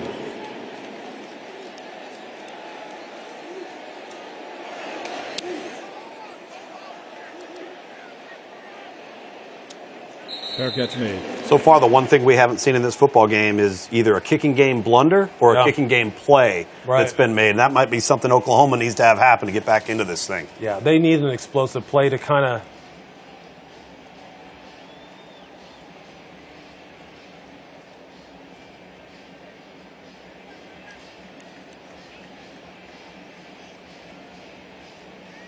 If you were Oklahoma, you're on that sideline. You're Alex Grinch right now. What is your base coverage? Cover 2 or 4. It's Actually, first it's cover and 2. 10 And I'm telling you this. You had to prepare for this from the get-go, which means I would have been making sure that my corners and my backers were emphasizing reroutes all day long. Meaning this, if they run the ball on us for 150, 200 yards, that's fine. Right. They cannot have 5, 6, 7, 10 completions of 20-plus yards. So, to your point right here, cover 2. This is what you want to be in right That's right. there. There's your flat defenders. There's your flat defenders. That's right. All right. And now you got to count on your 5 in the box to stop their run. That's right. What I be doing, get deep, jam the heck out of these guys outside. Okay. Anybody, whenever you have crossers coming across the field, knock guys off and just make Joe hold the football and see if we can just rally and get some sacks, but make him hold the ball and don't have him throw it over our head. So you'll allow exactly that right there. Those are the kind of plays that you want. Pass complete to Moss. Every single time you see the late rotation of the safeties here pre-snap, like post-snap, you see them rotate late, and you kind of see them disappear off the screen if you're watching at home. Right away, you know Joe Burrow's going, I'm tossing this thing outside. Absolutely. Deep. Every single time. I mean, he's done it 7, 8 times in this game already. When he holds it like this, and there's 0 pass rush. Now, that's a big play, obviously, and it's a long time to have to cover these guys. But watch Oklahoma up front. This is the difference 39 yards in the college football playoff. There is no pass rush. Now, I know they only rushed 3, but against this personnel, Royals just falls down, too, in the back end. Oh. I mean, these kids are getting tired. They're just getting worn out down the field. And right now, it's just a feeding frenzy for LSU.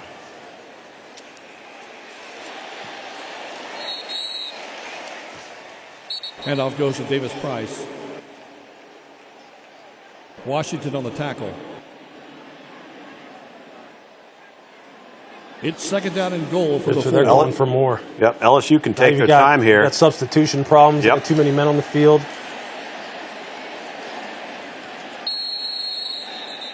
Davis Price on the carry. Okay, so they did get Flag him. on the play.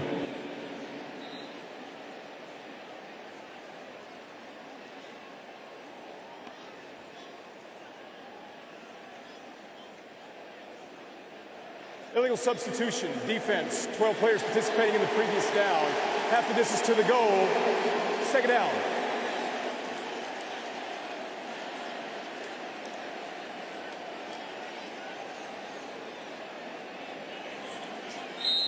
Love the poise of Lincoln Riley, though. Look, he's down 42-14. He's talking to his players on the sideline, but he's not panicked. His demeanor doesn't change.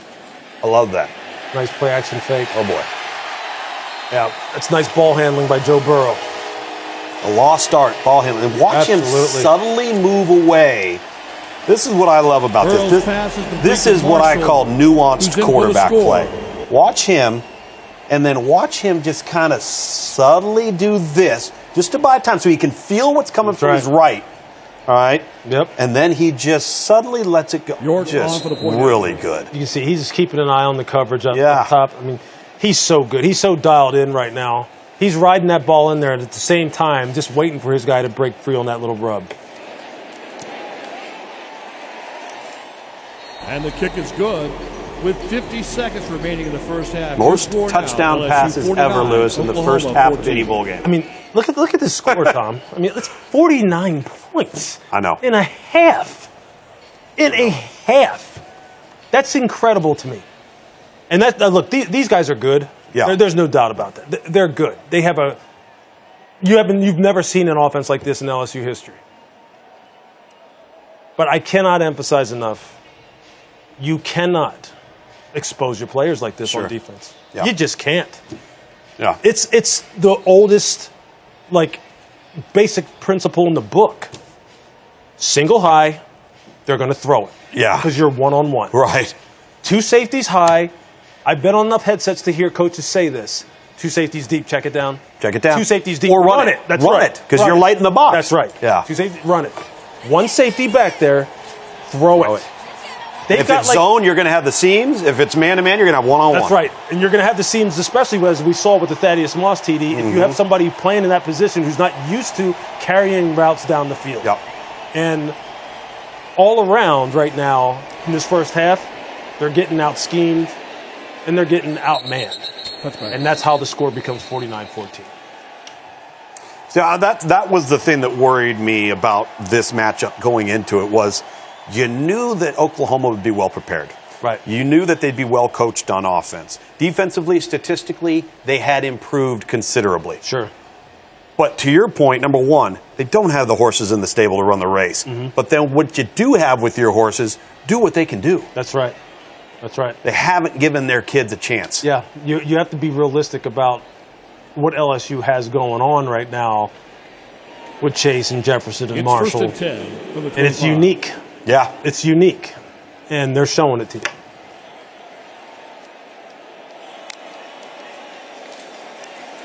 Get out of your hand. Pass intended for Lamb goes into. See, what you don't want to see is that body language right there. Where you have a nice wide open wide receiver, an explosive playmaker like CD, ball's put behind him on that dig route, and he gets up looking like that. You don't want that. Because it just permeates throughout your sideline. That's right.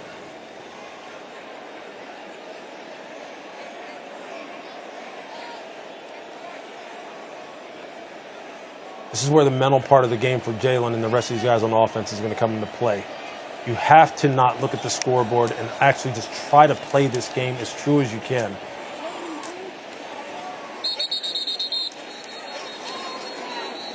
Pass complete to Jaden Hazelwood. And LSU's saying you can have that all day. That's right. All day. Holding, number 56, offense, 10-yard penalty, second down. Finally get something positive going through the air. Now you have a holding penalty. Reed Humphrey. It's so hard. It's hard to keep your focus in this kind of situation, but that's what they're going to have to do it. And he's going to have to be the ringleader. He's going to have to be the one who starts to make some plays. And honestly, they're going to have to make some big plays. They're going to have to take some chances if they want to even make this a close football game. But you see how LSU is playing them. You see how soft they're playing them in the back end, and say that's almost the way that they needed to play this game defensively in the beginning themselves. Well, watch where all of the eyes are of the LSU defenders. Right. That's right. It's this vision everywhere. It's all over the place. Vision. It's all forward, even here. That's right. Square shoulders. Nobody's turned. Everyone has vision on the football. That's just good coaching right there. Yeah. So now everybody can play the ball forward. They leverage the ball back to the inside where the bad guys are. Perfect.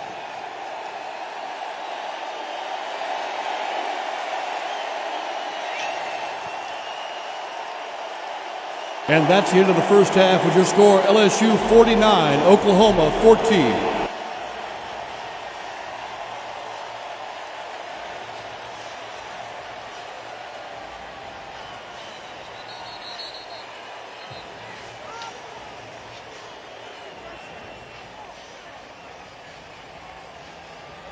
$5 yards short of 500 yards of offense in one half. In one half.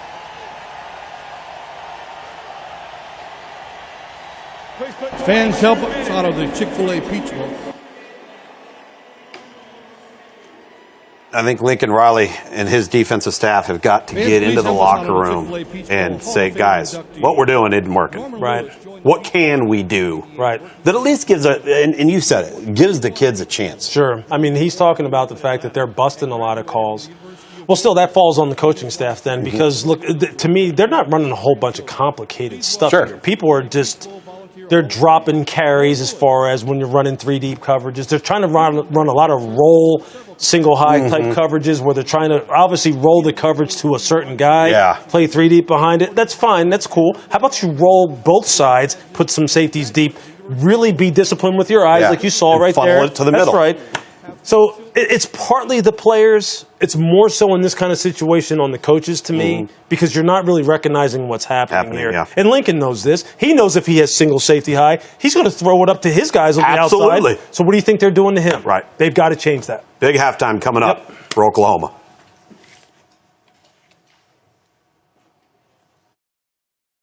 Welcome back into the studio. Third quarter about to get underway in Atlanta between LSU and Oklahoma. But we got a big game in the Fiesta Bowl tonight between Clemson and Ohio State. I remember going back to Selection Day. It was, who do we put at number 1 so we avoid playing Clemson in the semifinal, right? Well, they should have told you who they thought number 1 was. Bobby, we'll start with you. What do you think about this matchup coming up? It's going to be exciting. It'll be a lot better than what we're seeing here. And the common denominator, as we were sitting there talking about, is the fact that both of those teams have elite defenses. They have teams, they have players that they put in the NFL in the past. They have players they're going to put in the NFL this year. You look at Ohio State with Chase Young, what he's able to do, Isaiah Simmons for Clemson. Like, those are elite caliber NFL talent. I mean, you're not seeing any of that in Oklahoma. That's why this game is going to be a lot different. Yeah, this is going to be a fair fight. Let's put it like that. You have, like Bobby just said, you have great athletes on both sides of the field, athletes that can match up with Ohio State. You have Clemson athletes as well. That's why this matchup, I'm eager about it because you're going to see great versus great. Well, they're going to have the Fiesta Bowl coming up to continue our film room edition. We'll be back with the second half of the Chick-fil-A Peach Bowl. Welcome back into Film Room here on ESPNU between Oklahoma and LSU. It's the Chick-fil-A Peach Bowl. So what's the answer, Louis Riddick? Yeah, you know what? It's about really getting some first downs, scoring some points, getting back to who they are offensively for Oklahoma. Right. Number 1, which is running the football, running some RPOs, hitting some big plays opportunistically. But, Tom, look, they have no shot if defensively they don't schematically and tactically change up their approach.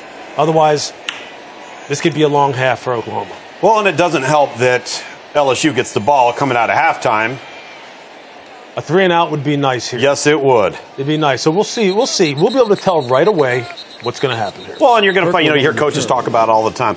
The most important series of the game is your first series of the third quarter, whether it's offensively or defensively. Oklahoma and their kids and their body language. That's right. How they play with their effort, their motor. That's going to be something I'm looking for here in the second half. Sure. It's 1st and 10 LSU from their 26. Let's see what we got.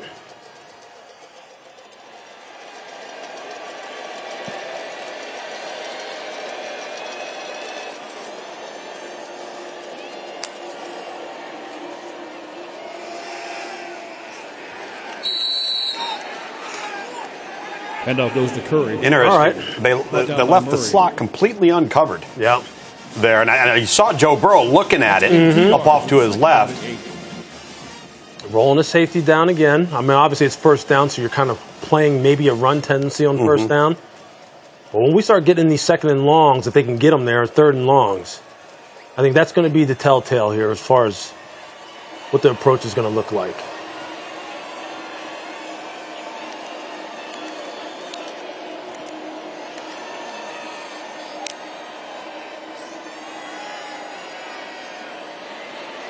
Now they're making them look around and earn it. The timing's off. That's exactly what Oklahoma needs to do right there. They do. And when they're able to get Joe to hold it, then you have to kind of what they call plaster in the back end. Meaning if you're playing zone, then you have to match up and get a guy and then wind up covering him. You have good eyes on the quarterback here, but you also have to have awareness as to where you're at on the football field. So when wide receiver's sitting out here like this, you have to go ahead and cover him. He comes into your zone, cover him. Sure. Yeah, you've got, and when that happens, and if they do just play pitch and catch, got to make the tackle. That's right. That's fine. There's chances. You give yourself a much greater chance of maybe the offense making a mistake or you making a play if you make them run more and more plays. Yeah. If it only has to be a 1 or 2 play drive because they're throwing a 60-yard touchdown. Yeah. It's hard to stay patient and execute for 12 plays. Yeah, it's just not in your nature. Yeah.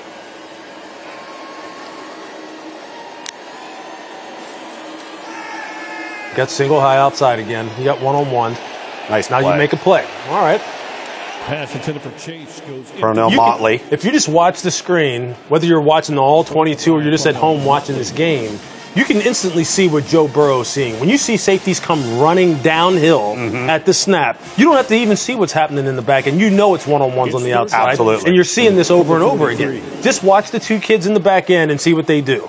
They both get depth. You know they're probably trying to protect outside and over the top. One guy comes down, they're exposing their guys on the outside. You see number 5, number 10 at the top of the screen. See if one Just of them watch 'em. rotates. Yep, there you go. They got one-on-one outside left. Right there. Yep.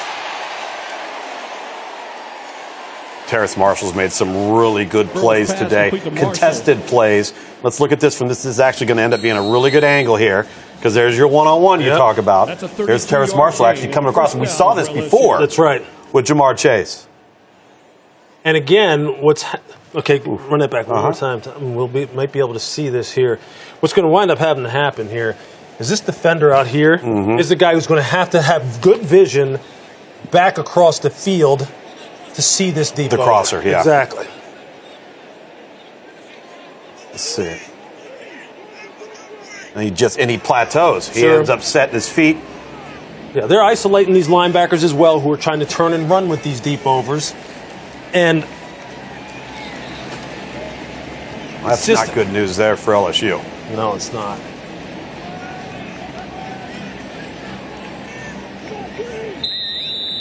It's 1st and 10 from the 25. They're just having their way both inside and outside right now.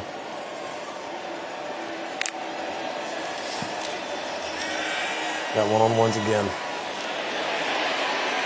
Oh! Little more air under that ball, you've got a touchdown. Okay, so we've seen, 4 plays so far? Yep. 5 plays, 3 or 4 passing plays. And we've seen no difference in a Every single time, the same thing. Every time. You can see it right, It's right second here. down. You've got man-to-man coverage. Every time. Joe Burrow usually makes that throw.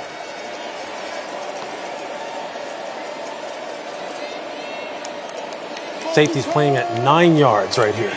Yep. You see, and now they're back at 10. 10 and 5, right there. It's empty. You've got one-on-ones across the board again. Difference was they got pressure. Right. Which is usually, that's how you get pressure. That's how you can send extra rushers, right? When you're playing man-to-man coverage. Problem is, if you're not getting there, yes, you have a problem. See what they end up doing here. Oh, we got a little game. Yeah, a little game start again. out here. Yeah. And just kind of loop back inside. Yep. Well done. Nice job. It's 3-on-3. The guard looks like center messes it up. And you get them off schedule. That's right. That's Oklahoma's only hope right now is to not allow him to get in rhythm and throw the ball on time. Right. If you're going to play man-to-man, if you're going to play single high, somebody's better win up front. Drop an 8. Run. They're going to get him for holding. That's a good down. It is. It's a really good down. Is incomplete. And again, back-to-back downs. Got some games up front. Let's go ahead and look at this from the back So end. the first play, it's the rush that creates the disruption. Second play, it's the coverage that works. There are 2 fouls on the play. So now here we got offense number 77, holding. Still running a lot of. Still guys matching up man-to-man with a single safety in the middle of the field. But nobody, if you notice, nobody's going vertical. Right. There's your hold back there. He wasn't able to get anybody loose one-on-one.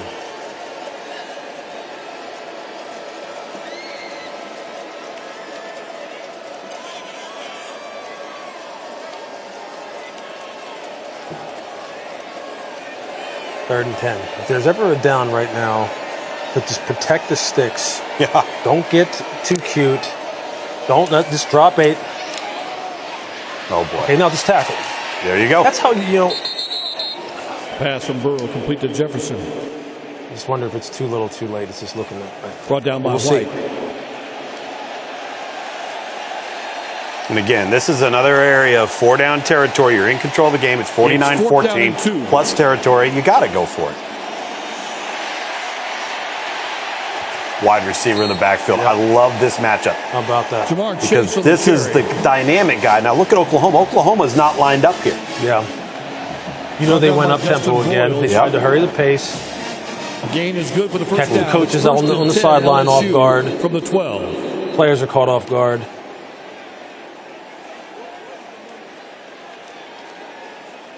And that's an injury that Oklahoma cannot afford with Neville Gallimore, their best interior defensive lineman. Yeah, he's a good pass rusher. Yep.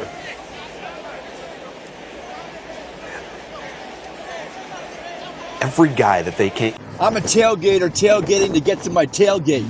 But you're so busy watching me tailgate that you don't see the one in front of you. And if you cheaped out on your car insurance, well, it might not pay for this. So be better protected with Allstate. Neville Gallimore, the defensive tackle, moving off the field. Will have to take at least this play off as LSU once again in scoring position.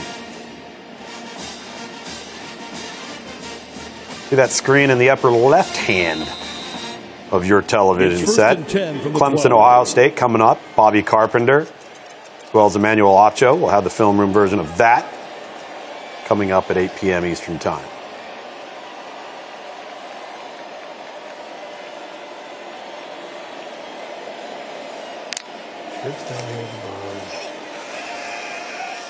Oh boy. That's a good job of being stout in the middle, making the big really guy run laterally. By Pat Fields. That's a Half the battle in the second half, as we talked about at halftime, is just for these guys to stay competitive with their body language. Sure. And play hard. They're at least doing that. You got trips at the top of the screen. See, this is the difference between where LSU is right now as a program. This is an unblocked defender in the A-gap. Right here. And watch what happens athletically. It's third down. Yeah.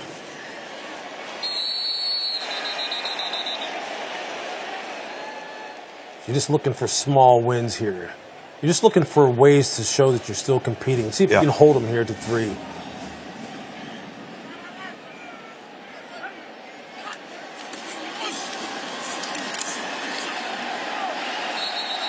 And from 2 yards, the score is good. That's the 8th touchdown, 1 on the ground, 7 through the air for Joe Burrow. Again, one of 5 FBS players in the history of college football to throw for 5,000 yards. They can't even get lined up. And 50 touchdowns, and Oklahoma's not lined up. Yeah, you got so many backup type players, guys who aren't used to being in this moment, and this is a huge moment for them. I mean, it's really... York on for the point after. Just have no shot in that kind of situation.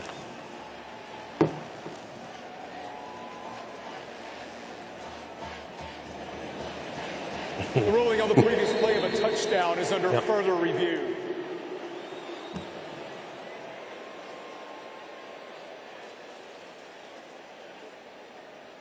Kind of like that play call there because usually you say, okay, 6-inch line, quarterback sneak. That was about, what, the 2? Yeah. You're not generally thinking you're going to get that call. Let's see if the officials are looking to see if remember, it's where the ball is, not where your body is. I don't think there's enough to overturn that there, Lewis. No, I think he broke it. Let's see. Still up, still up, still up, not on the ground, still up. Yeah, it's easy. He's in. Yep. See, you do these kinds of things in this kind of situation because as a play caller, I mean, it's almost like when you're talking about a jump shooter in basketball and the rim looks wide. As a play caller, everything on the sheet goes, that'll work, that'll work, that'll work. Because they know where they're at. Sure, oh, yeah. They understand what's happening. And this will be a moment for these kids to remember. I mean, it's very rare that you're able to get a team on its heels like this and have your way with it. Yeah. You know, at the highest level of sports, especially when this is supposed to be the best of the best. That's right. You're not used to that. This is kind of like, I mean, this is kind of an out-of-body type of experience for them, even though they've run roughshod over a lot of teams this year. This is not what you expect to happen in the college football playoff semifinal.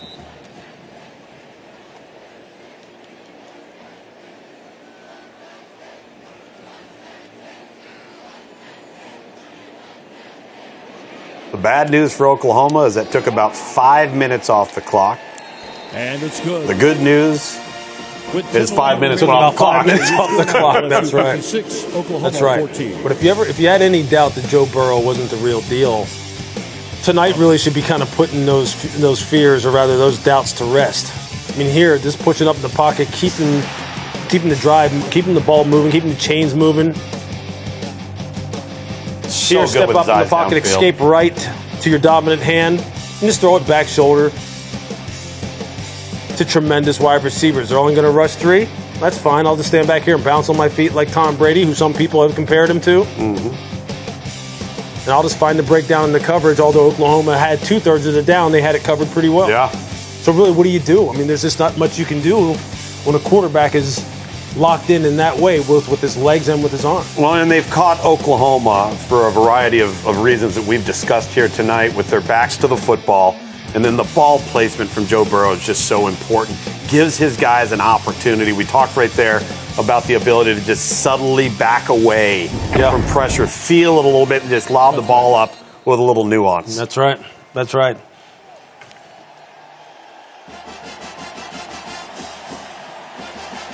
You just think of how far ahead Joe Brady's going to be once he gets to the pros, considering the terminology more than likely that Joe Brady brought with him from New Orleans. Sure. I mean, he's just going to be able to hit the ground running.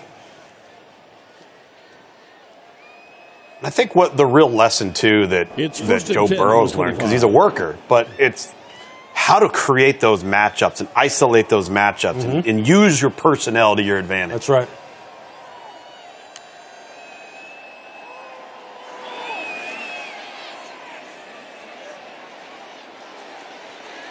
Pass from Hurts is intended for Lamb, goes incomplete.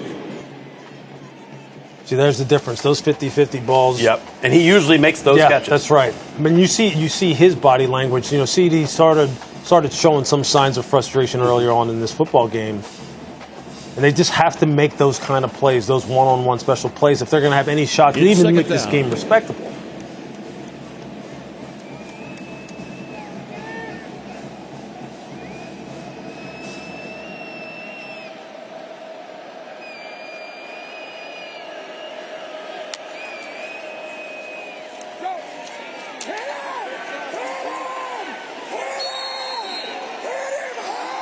Now LSU's just teeing off on these guys because they're just flat better. I mean, you can hear the audio. You can hear the coaches yelling from the sideline. But still, I mean, those are the kind of things, those are the kind of plays, those quarterback runs, those zone reads. Those are the things that's been Oklahoma's bread and butter. That's what they had to come out and establish that right from the get-go. I mean, the score's so out of whack now that it doesn't matter right now per se. But it's a shame that Jalen wasn't able to get some big plays early on. So here you got a situation where you got CeeDee Lamb in the slot, where now maybe they've got the kind of matchup that they want.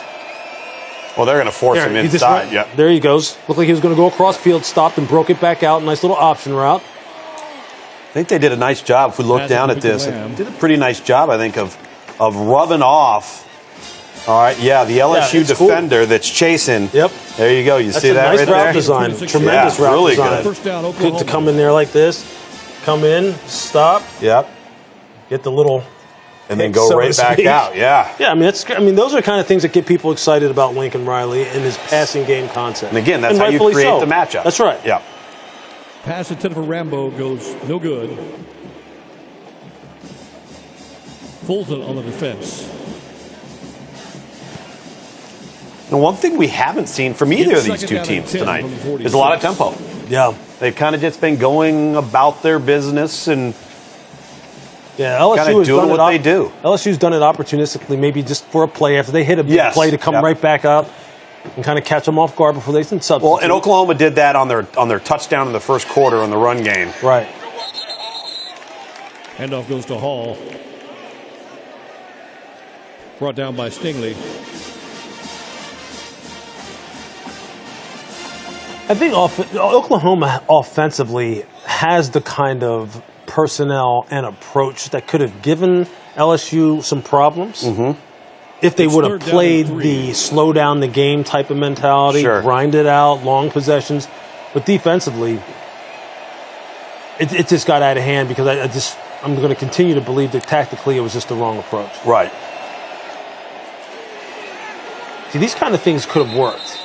This kind of slow, methodical drive works in a 14-7, 21-10 type game where you don't have to get away from who you are. Well, and you're having to play catch-up. It changes your whole mindset, which is not your approach. Right, which isn't Jalen's. It's not his strength, although he has led them back on some big comebacks.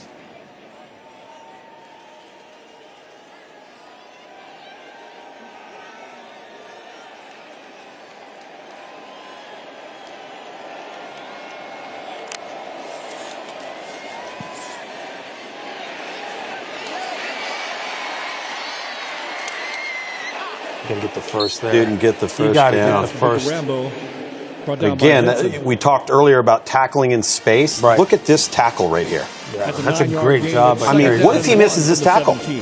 They've got a block right here. This is a touchdown. Yeah, that's about as good as it gets, though, in the open field. That's drill work right there as far as coming to bounds. Doesn't bring his feet with him and really drive through contact, but coming to bounds, using the sideline to your advantage. Not lunging. That's why this is called DBU. Yeah. You know? They've got some studs out there.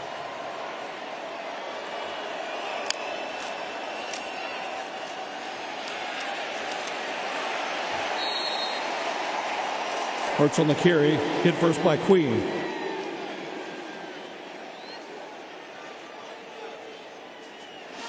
Dave Aranda had a really good plan tonight, too. And I think he knew that he was better on the perimeter at corner and in their front four than the other receivers aside from CeeDee Lamb. Sure. And the offensive line for Oklahoma. Sure. When you have one primary receiver like CD, and you've got two consensus All-Americans, three maybe first-round picks, future first-round picks in secondary, that's what you can do. Being a person is complicated, but we figure it out. In fact, people are always doing impressive things. So how come all these people who do wildly challenging things feel like they can't do their taxes? We're talking about a bunch of baby birthing, office discoing, zero-gravity toothbrushing, late-night chainsaw sculpting, dog-walking people. We believe people can be good at anything. Yes, even taxes. Intuit TurboTax. I'm a parking guy, and the more cars I stuff into this yard, the more money I make. You got this. There you go. Got room for one more? Oh, yeah, right over there. I hope your cut-rate car insurance doesn't leave you hanging with that. So get Allstate and be better protected from mayhem, like me. Welcome back to Film Room here on ESPNU for the Chick-fil-A Peach Bowl. Oklahoma running away with this thing right now. 6 minutes, 38 seconds left to go in the third quarter. 56-14 Tigers. If Jalen Hurts, just on a statistical note, needs one more rush TD to become the fourth FBS player to pass for 30 TDs and rush for 20 TDs in the same season. Already has 32 pass TDs this season. Joe Burrow for LSU. First ever player in FBS history to be responsible for 8 touchdowns in a single game. It's too bad he's been marginally productive tonight. That's an incredible statistic. It's 3rd down and 3 from the 19.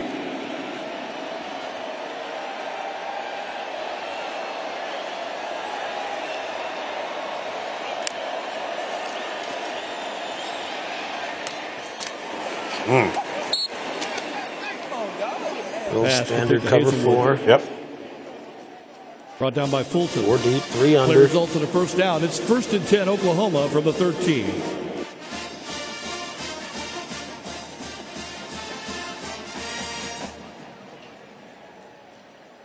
See CeeDee Lamb here, number 2, lined up in the slot, which is where he's been most effective, especially on the downfield ball tonight, on some of the limited moments Oklahoma's had offensively.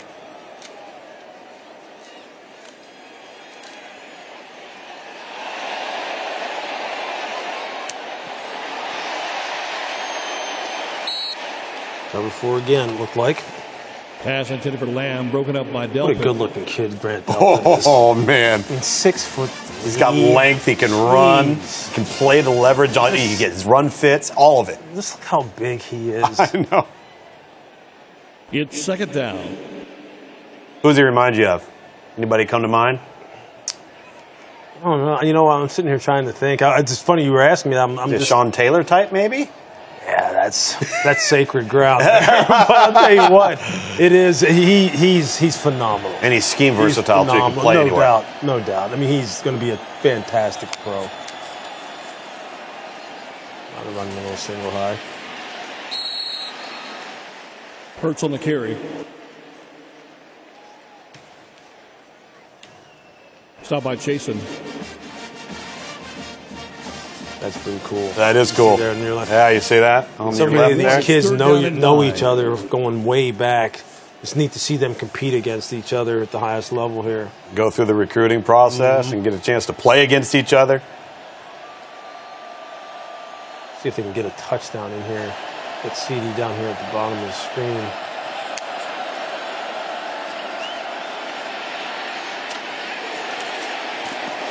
Kids are just playing hard. They are playing hard. Jacob Phillips, he's shown you just how big and fast he is on a couple different occasions where he's able to close the gap and close the distance very, very quickly. Well, and again, the angles on the football, the ability to chase. I mean, you see him come all the way across the field right there. Yeah.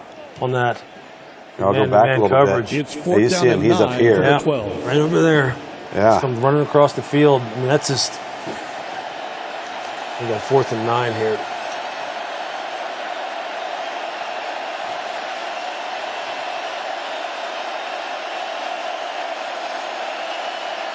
Got man-to-man coverage. 3-on-3 down here at the bottom.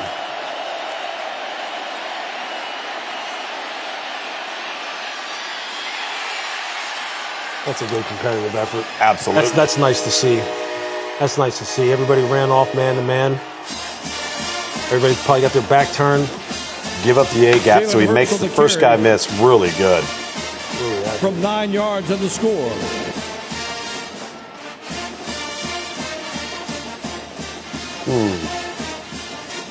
If we can get the.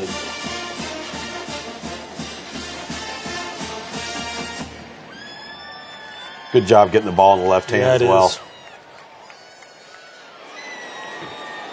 Burkich on for the point after. It's a touchdown. Yep.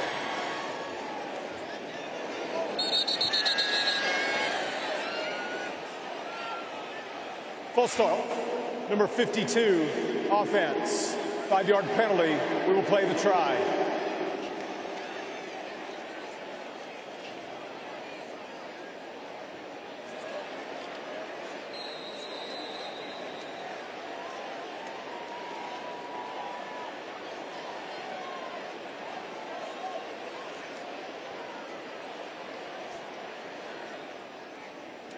You just need to see Oklahoma when they get back out here on defense. Just get a stop. Just show some ability. Whether Joe Burrow's out there or not, which I would assume they may take him out of this game at this point. Quarter. Your score now, 56 LSU points on the board. Yeah, I think you have to. Oklahoma 21. And just see for the kids' sake, because there's still a lot of young football players on this team, you need to have them have some success here defensively. Some banks, it seems like they're going at the speed of yesteryear, but not here. This is Capital One, where you can open a new savings account in about 5 minutes and earn 5 times the national average. This is banking reimagined. What's in your wallet? Oh, I'm scared. Don't be. I'm perfectly okay at this. Just okay? First time is always hard. Does it get any easier? I'll let you know. Nope, the second time is just as scary. Just okay is not okay, especially when it comes to your network. AT&T is America's best wireless network according to America's Biggest Test. Welcome back into Film Room. Louis Riddick, Tom Luganbill, assuming this may be Joe Burrow's, or that last series may be Joe Burrow's last series. If it was, how about this? 7 completions for 264 yards on throws, all right, 20-plus yards downfield. Explosive. Look, it doesn't matter if you're talking about college, high school, NFL. Explosive plays, man. Kill you. Exactly, because you can just you can put the other, you can change the whole other team's approach so quickly, which is It's going to be the story of this game, I'm sure, when Lincoln Riley and his staff get back to Norman, of how did we let this game get out of hand? Did tactically we put our players in a position where they just never had a shot? Because it took us out of our game offensively then and what we do best. We don't play teams from behind. Yeah. That's not how we're built. We're built to grind people down, have Jalen maybe hit some explosive plays of his own, but not play from a 3 and 4 touchdown deficit. We don't have that kind of passing game. Surprised Joe Burrow's still in the game? I am. I am too. I am. But, I mean, this is such a unique experience. Well, that was a true too high look right there. Yep. You know, and I know, folks at home, when you're sitting here listening to this, you're going, yeah, we get it. They should have run it. But it's just, look at the result. It truly is something that really do believe could have changed the complexion of this game. And it's tough. It's tough. I mean, there's just too many good. Look, Justin Jefferson's still in the game. So they're not really planning on taking their foot off the pedal either here. They're still throwing it. Justin Jefferson with another catch. Pass goes to Jefferson. But you would rather see him catch those and catch the little short option routes, quick outs, than like running those fades and those go routes from the slot on you.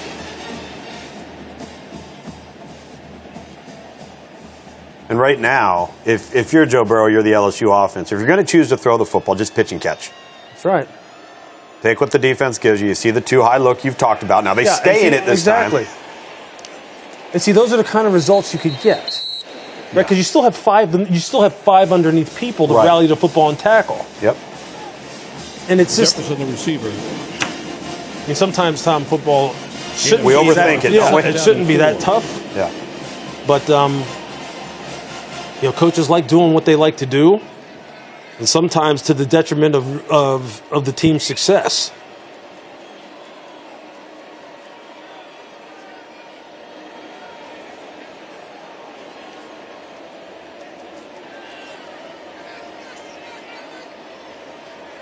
We see him there. They're just letting the play clock get down inside of 5 seconds.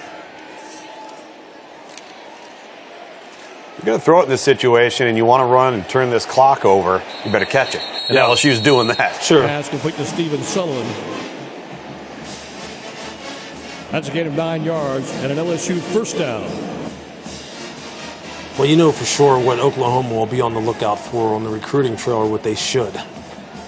You know, they have some young players on the defensive line who actually played some good football this year, who were just kind of green, but they need more speed on the perimeter. They need more guys who can get off the ball and come and get people to rush the passer.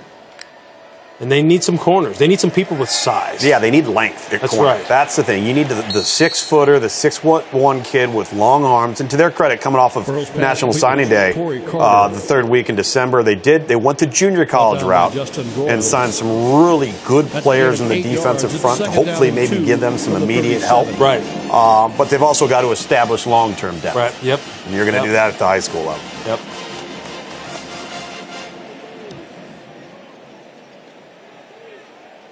A college coach told me this year when I was on the road doing some games, you can't just recruit for where you are. You got to recruit for where you want to be. Right. And if you want to be in contention against offenses like this that have 6', 6'4" wide receivers who are running 4.4s and go up and over top of you, you better find those guys, not just to compete in the Big 12, but to compete against the very, very best. Yeah. Well, and that's been the challenge, I think, for the Big 12 top to bottom as a conference. You can have a lot of skill, and they've had tremendous skill. You can have great quarterback play. They've had great quarterback play. They haven't been able to match up front on defense. Right. And that's plagued the conference. And the Pac-12, in all reality, has had a similar issue. Sure.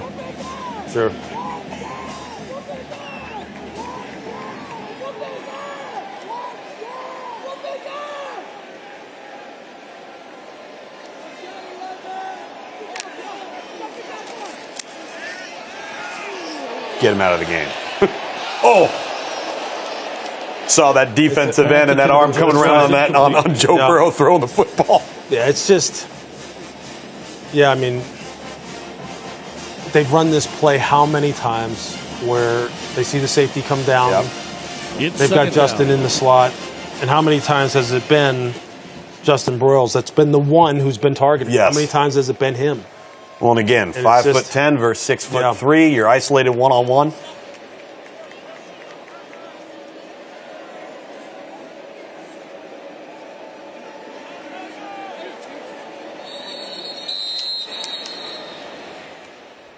Timeout. Oklahoma, their first of the half.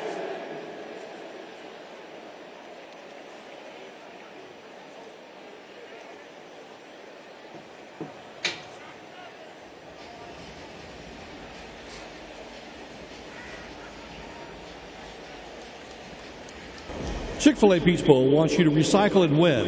Recycle. With the savings rates offered at some banks, your money almost feels like it's frozen.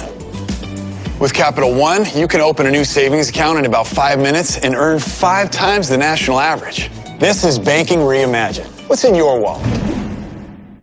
Through Ancestry, I learned so much about my grandparents that I never knew. I'm a lawyer now, but I had no idea that my grandfather was a federal judge in Guatemala.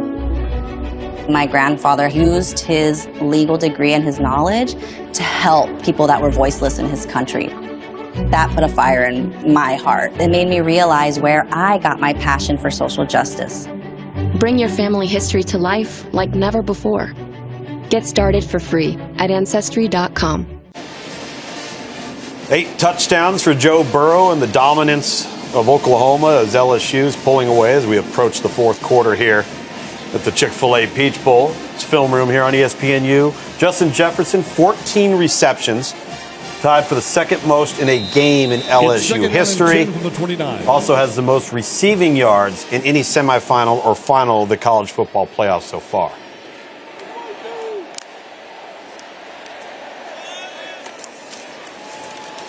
Oh boy, that's the young true freshman. Davis Price He on the goes carry. 6'1", 226. They have just got some grown men. I want to go back real quick because I want to make sure that was who I think it was against. It was Murray. Was that Murray? Yeah. Was that number 9? He got right in him right here. And that's boom, the third right in the quarter hole. Score, LSU 56, Oof, yeah. Oklahoma 21. Yeah, LSU is letting Oklahoma know where they need to go to really get to where they want to be. Yep.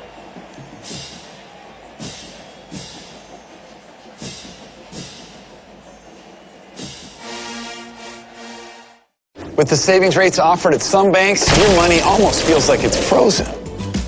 With Capital One, you can open a new savings account in about 5 minutes and earn 5 times the national average. This is banking reimagined. What's in your wallet?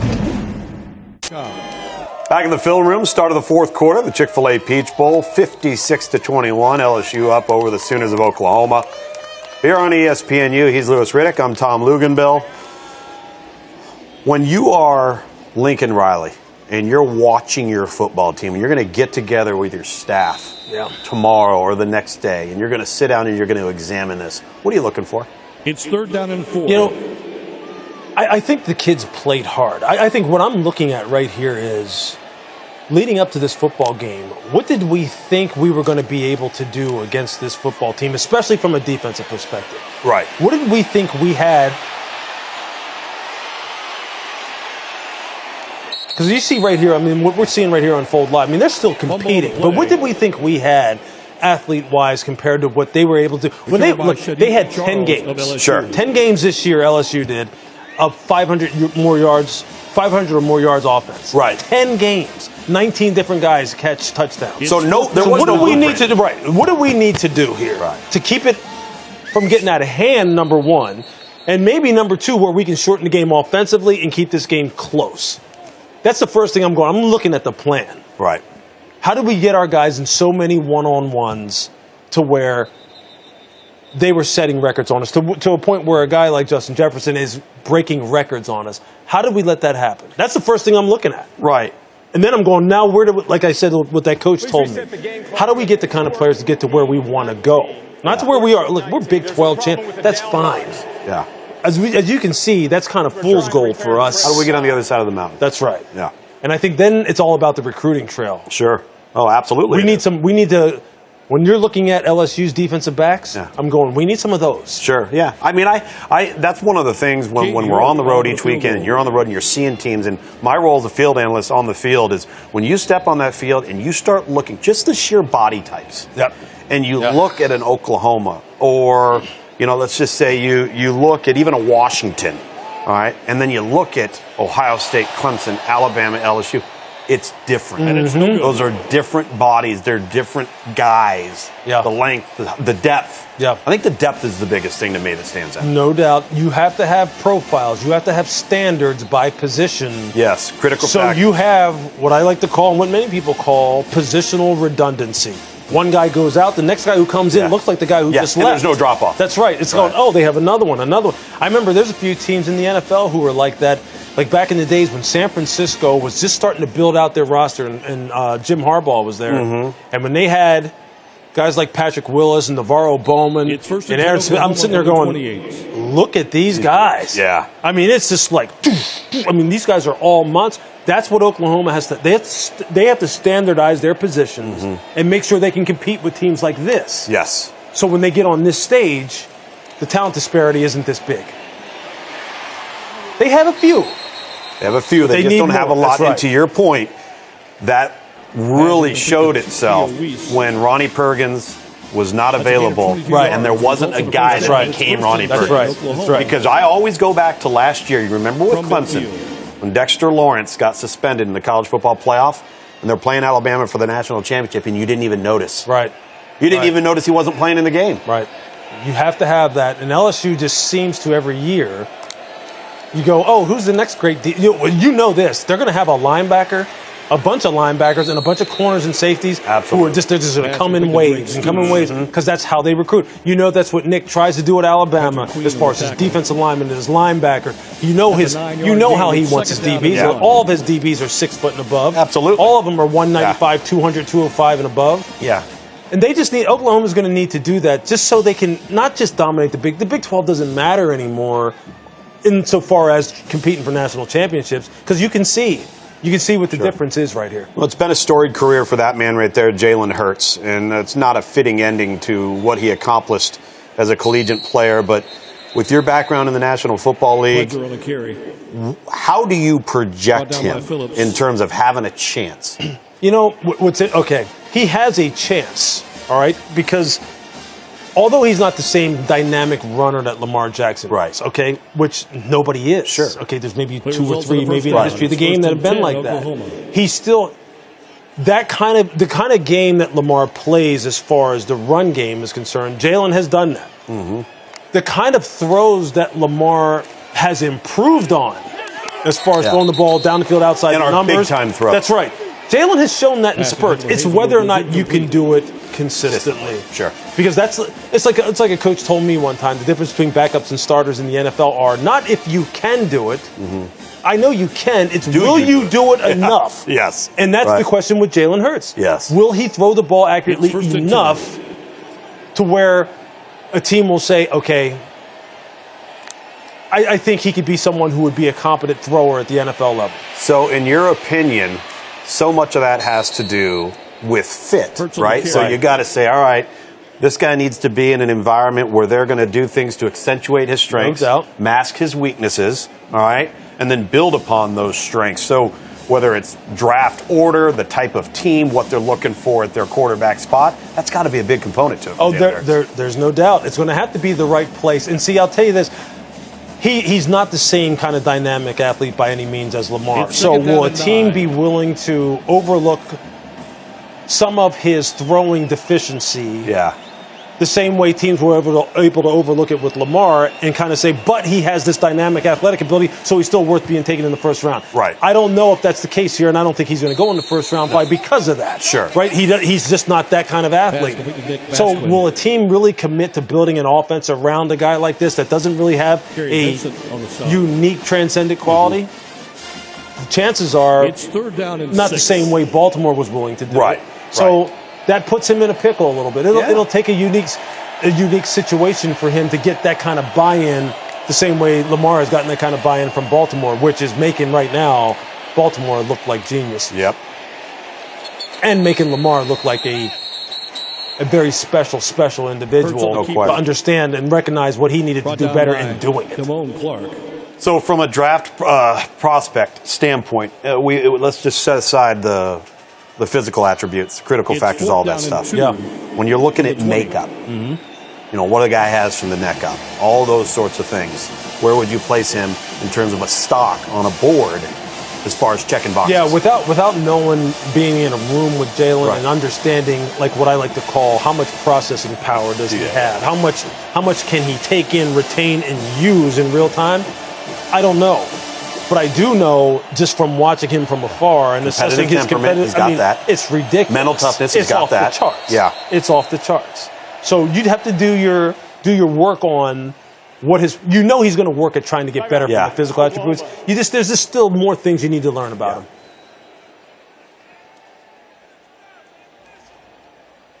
Some banks, it seems like they're going at the speed of yesteryear, but not here.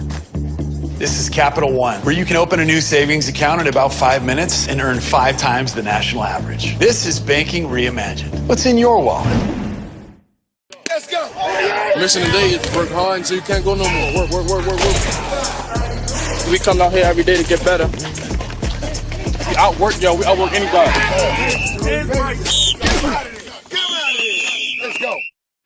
Back here on Film Room on ESPNU, Tom Luginbill, Louis Riddick. You see up to the left right there, you see Trevor Lawrence getting ready to take on the second-ranked Ohio State Buckeyes out in the desert, the Fiesta Bowl, PlayStation Fiesta Bowl. Bobby Carpenter, Emmanuel Acho will have the Film Room version of the Fiesta Bowl coming up after us here from Atlanta. 56-21, LSU over Oklahoma in the fourth quarter.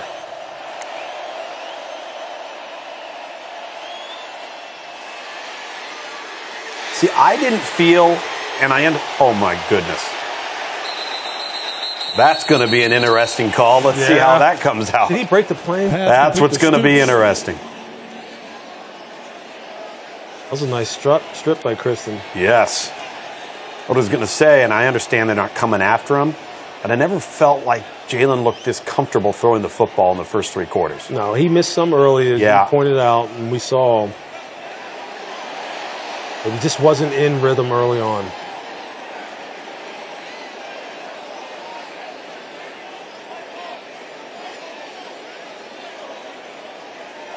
Did he recover the football?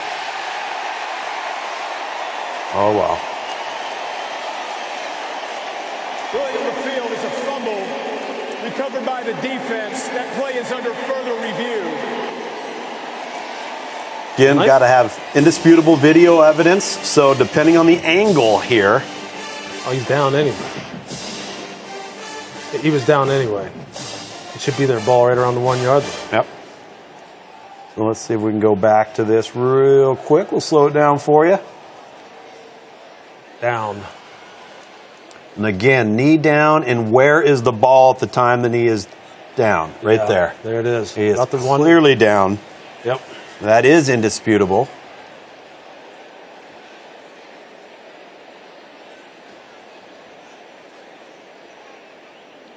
Tell you what that is, though. That's tremendous awareness on the part of Christian Fulton. No do doubt. That kind of thing. See, those are the kind of things that Oklahoma needed to do at any chance. We talked about it pregame. Yes. Swiping at the football, trying to get more possessions for the offense.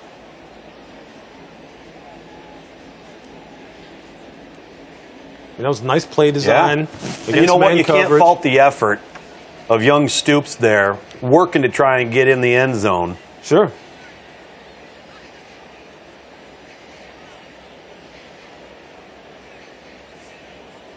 When you ask about this kid's football character, that being Jalen Hurts, I mean, you can just see it in his face right now. There's no quit in his face. This football character is never going to be in question. Well, one of the things I think he does a really nice job of is he handles peaks and valleys well.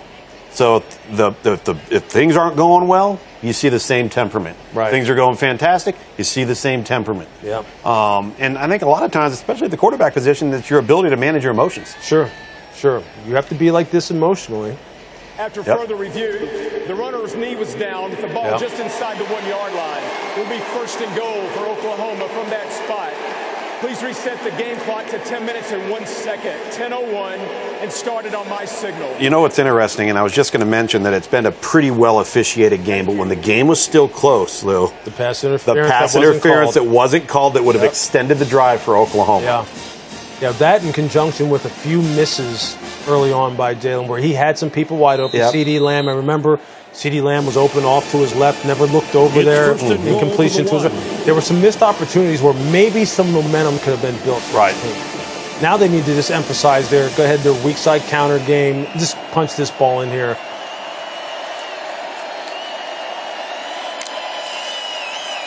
Right strong side. Just get it in. There you go. TJ Pledger on the carry, who's in for the score. That's been who they have been all year long. And I know it's really in an empty moment here, but that has been who Oklahoma has been all year. It's just a shame we haven't been able to see them really utilize They've been a 2-back, 3-back if you include the quarterback, heavy run, play action RPO team. Yep.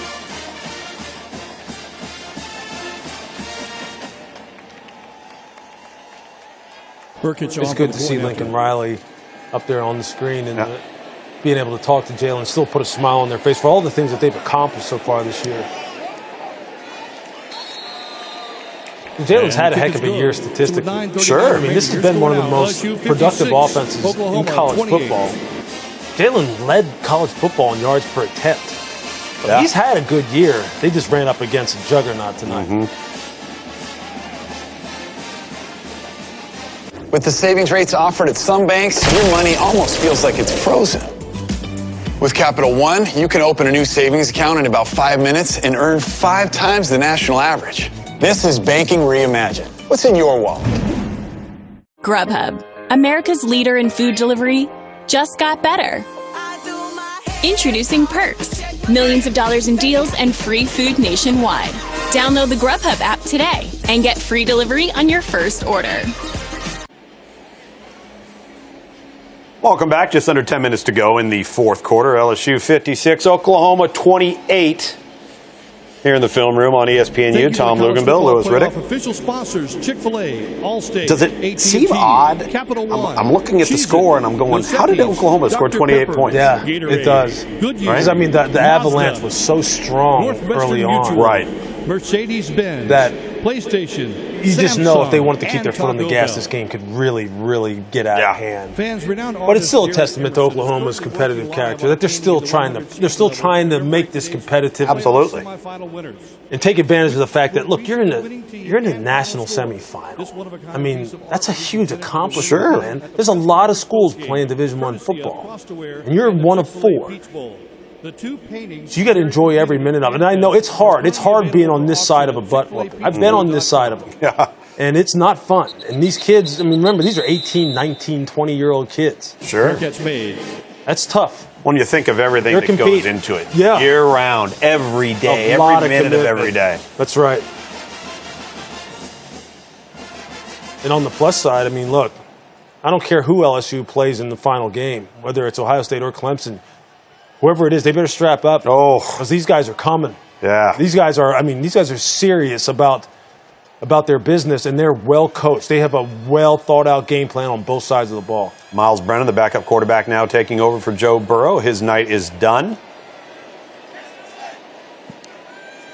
They're pretty excited about this guy, too, moving forward next year. He's been able to redshirt. He's been able to learn. I think more than anything else, talking with Ed Orgeron about Miles Brennan, very talented kid, but didn't know how to prepare to be the quarterback you need to be to win at a high level. And Joe Burrow deserves a lot of credit for showing him. Yeah, I mean, that's how you comprise the quarterback room, college, high school, NFL, is so, so important to make sure that you have people who are intrinsically motivated. Yes. So when you're a backup like that, you have to be willing to want to follow the lead of the people in front of you who are successful. And if you're not, when your time comes, you could blow a premium opportunity. It's a good thing that they've reached them.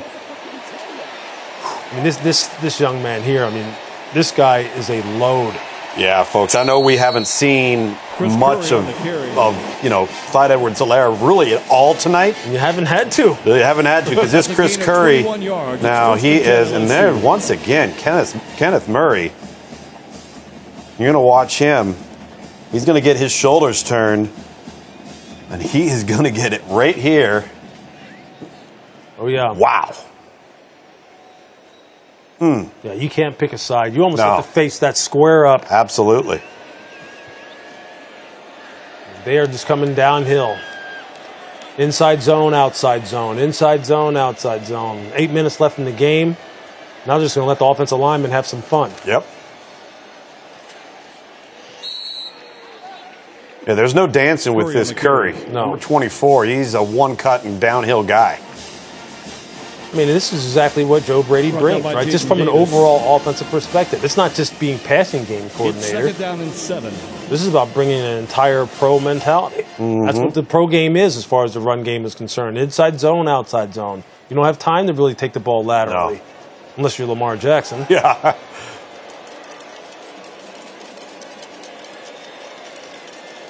Take the play clock down inside of 10 seconds. Take your time. Snap it. Now you run a little play action.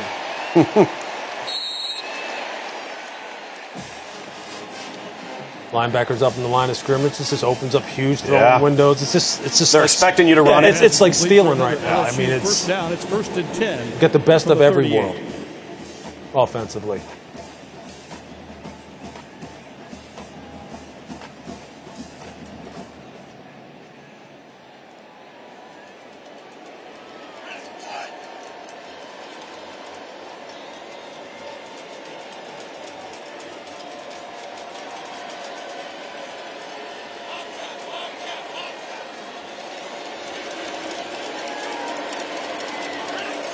Play clock already down to 2 that time. Yep.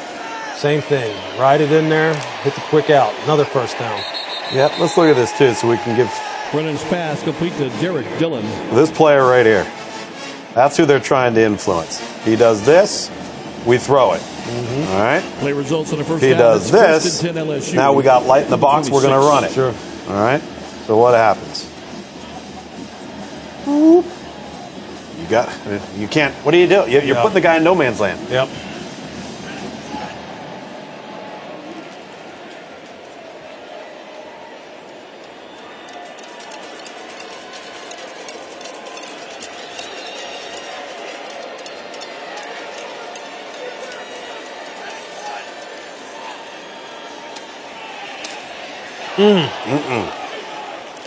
Well, Kenneth Murray said, Tom Luganbill, I'll show you what it means to come downhill. Motley on the I'll stop. show you what it means. Watch number 9 on this play. 2 yards. It's 2nd Watch down and him 8. come downhill on this play. There he goes. Wow. Plays that really well. That's, in a game that's like this, 56-28, that's the kind of kid you want on your football team. Well, I just need a couple more of those. Yeah. That's right.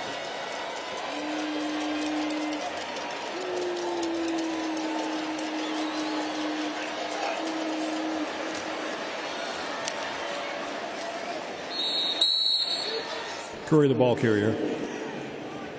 Brought down by White.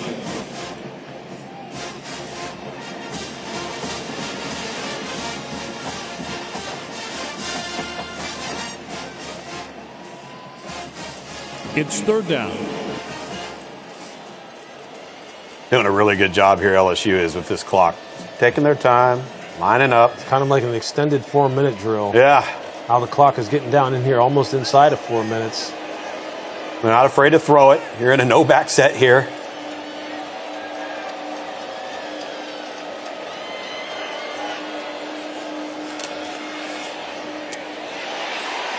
We've got one-on-ones across the board.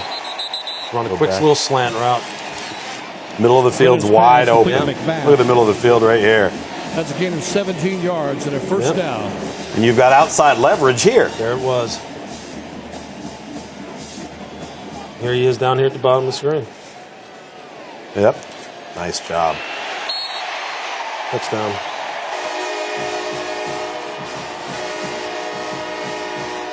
Touchdown, John Emery, another one of those true freshmen. And out goes to John Emery Jr., who's in for the score.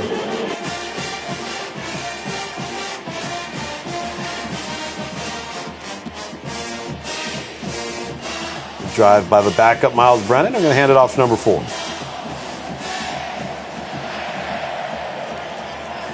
York on for the point after. Jeez. Good job, double team at the point of attack. Yep. Just imposing your will. Get these young men having The fun kick is now. good. So with 3:59 remaining, your score now: LSU 63, Oklahoma 28.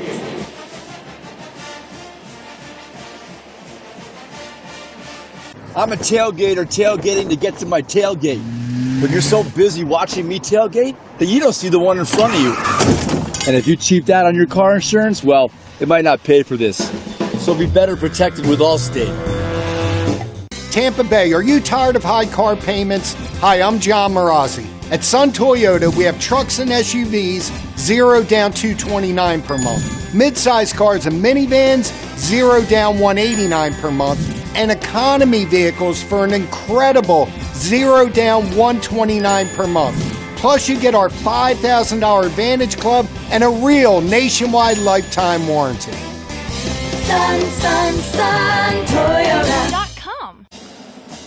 Back in the film room, let's take a look at some plays, Louis Riddick, that created some problems for this Oklahoma defense all night long. Yeah, and really it was Justin Jefferson who created problems, and it was the matchup issues as far as them getting him up on safeties from the slot in single high situations. And here you saw it over and over again. It was Justin Broyles who was the culprit. Right. Where you would see a safety go to the middle of the field. Yep, there he is. And really what it wound up doing is this area all out here, one-on-one, where you saw Justin working, that's what was open over and over and over again. Safety is of no help.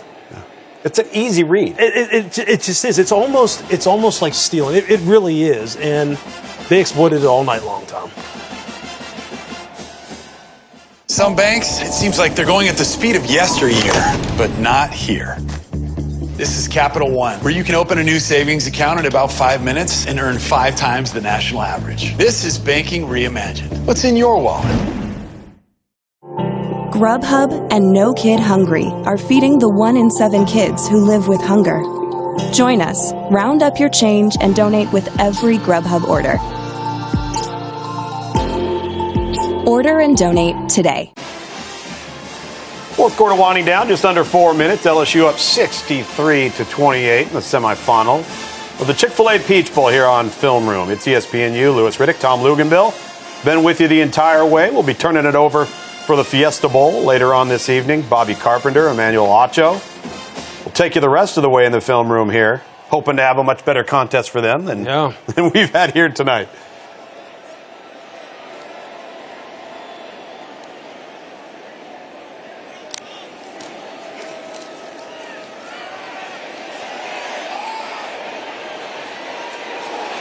The story of their night. Story of their night. That's exactly right. Flag on the play. That so encompasses everything. That right does. There. You got him on a deep post, deep over route. The complete. You got a young player in Monroe, number 11. They're trying to get some guys in the back end, get them some experiment. That's right on. That's all on CD. Oh, completely. Perfect throw. Sometimes it's just not your night. Yep. They take him out of the game. Yeah.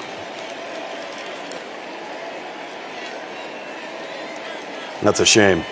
Yeah, it is. You want to have something positive happen for your kids and for your football team. See Spencer Rattler here, number 7. He's the true freshman, one of the highest-ranked kids coming out of the 2019 recruiting class. Most Oklahoma fans, and I'm sure Lincoln Riley, are expecting him to be a great player in a Sooner uniform. Pass from Smith for Rattler.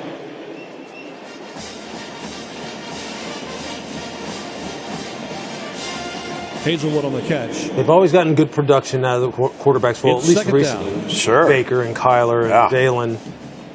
Maybe this young man's the next in the long line. They just got to round out the rest of this roster. I mean, as we've already talked about, they got to establish some profiles of players that they need in order to compete at this level. And they'll have the opportunities. I mean, anybody who's been down to Norman, see those facilities, see that stadium. Oh. You know, they got tremendous tradition down there. Yep, great support. Just got to get the players. Now, this young player is going to be an exciting player. Tanner Mordecai, who's number 15, is also alternated as the backup for Oklahoma.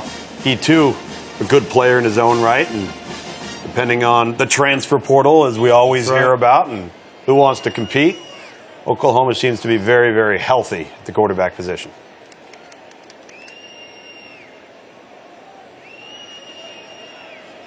It's 3rd down and 4.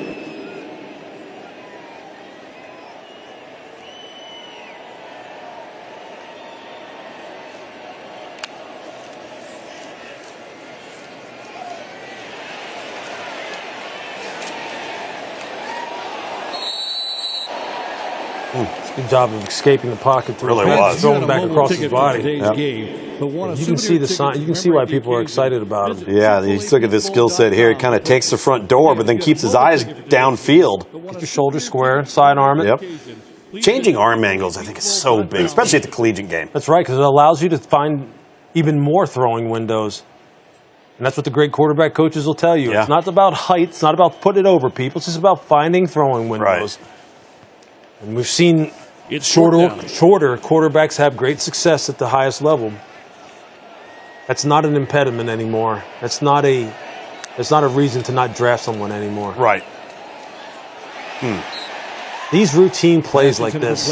Incomplete. I mean, you see Lincoln just clapping his hands there. Those routine plays, they haven't been able to make the routine plays. Right. Those over on downs. And that's got to be so frustrating because I mean we can X and O this game to death Sure. and talk about the routine throw and catch plays have just been non-existent for them tonight.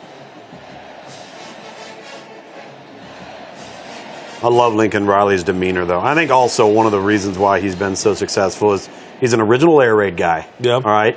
That figured out that if you're really going to be good, you're going to be championship level good, you got to run the football. Sure. And you got to be willing to get into run sets and have a heavy dose of the run game and have your quarterback be a part of the run game. That's where I think he's evolved as well as anybody.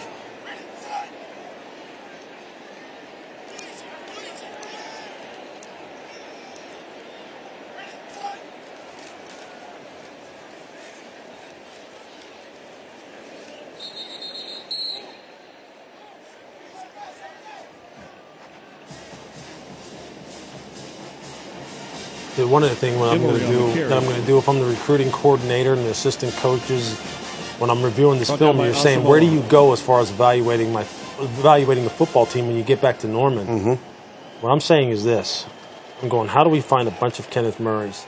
Because I'm watching this late film right now, and I'm going, who's still running and hitting? Yeah.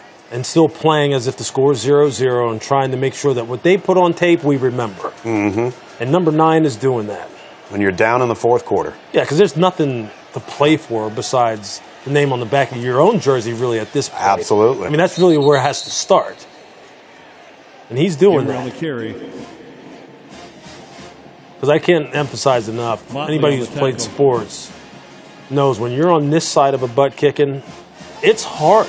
It's hard to keep playing. Absolutely. And they know, I mean, the eyes of the country are on these games. And you need to see that, and it's good to see that these kids are still trying to play that way.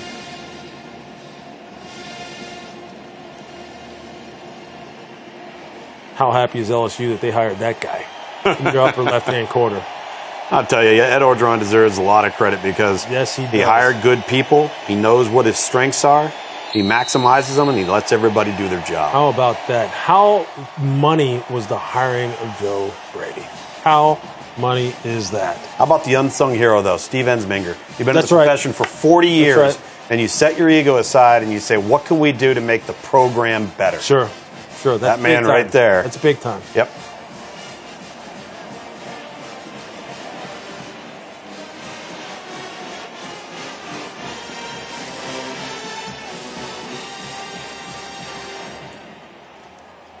On to the national championship. It's got to be a good feeling.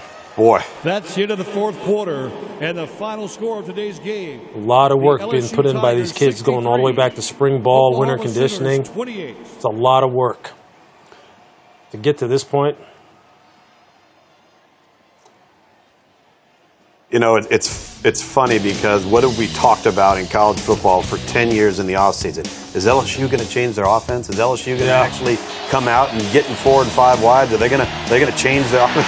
And then all of a sudden, boom, they do it. Yeah, they do. And when you got 3 wide receivers and a tight end who's the son of a Hall of Fame wide receiver, that's a pretty cool thing. Yeah. That's a pretty cool thing. I mean, it's just, then you've got a bunch of first-round picks sitting there at defensive back. You've got athletes all over the field at linebacker and at pass rusher. You know, it's interesting because when you watch LSU, if you had a chance to see them, if you're on the field, watched them 5 years ago, 6 years ago, you've always had these athletes, right? Yeah. And now all of a sudden you see, to your point of Joe Brady, what Steve Ensminger have done, and they've said, okay, how do we maximize the traits of these athletes? Right. And then Joe Burrow comes into the mix, and you kind of have the perfect recipe for success. I think you've heard this phrase used a lot, and that being that in football, you can't overcome bad coaching. LSU, let's just say on the offensive side, they haven't. When you're talking about maximizing talent, remember now they had Jarvis Landry and Odell Beckham. I know it. At wide receiver at one time. Yep. I think that could have possibly been a very explosive type of situation if you have the right quarterback and then you have the right mentality. Yeah. Those two guys in this offense, yeah, there's no telling what kind of numbers those kids would. They'd be doing exactly what they're doing right now. Exactly. So what it shows you is, like I said, when we're continuing to assess Oklahoma and where they go from here, Lincoln has to go back to the drawing board once again, even on the defensive side in particular, which has been a thorn in his side. Yeah. Are we still doing the right things? Sure. I know we don't have maybe the right people. But did we do the right thing in this game? Yeah. Or did we just want to be who we want it to be because that's my system? Just like LSU used to be on offense. Yeah. Our system was ground and pound. Absolutely, yeah. It's not really that's not how you win. Athletes can't overcome that. These kids for Oklahoma couldn't overcome that tonight. Well, and it's a reflection of the Big 12, too, because you can make an argument that Baylor, amongst Big 12 standards over the course of the year, pretty good on defense, right? Iowa State over the last couple of years, pretty good on defense. They just aren't as good on offense as Oklahoma. Right. So Oklahoma outscores them. Right. And I think that's really which is where, again, I guess that's where you keep your eye on the guy who you mentioned before, Matt Rule. Yeah. He seems to get the whole picture. Yep. Be careful. Baylor may be waking up again. All right. That's the Chick-fil-A Peach Bowl. He's Louis Riddick. I'm Tom Luganbill. Fiesta Bowl coming your way in a matter of moments.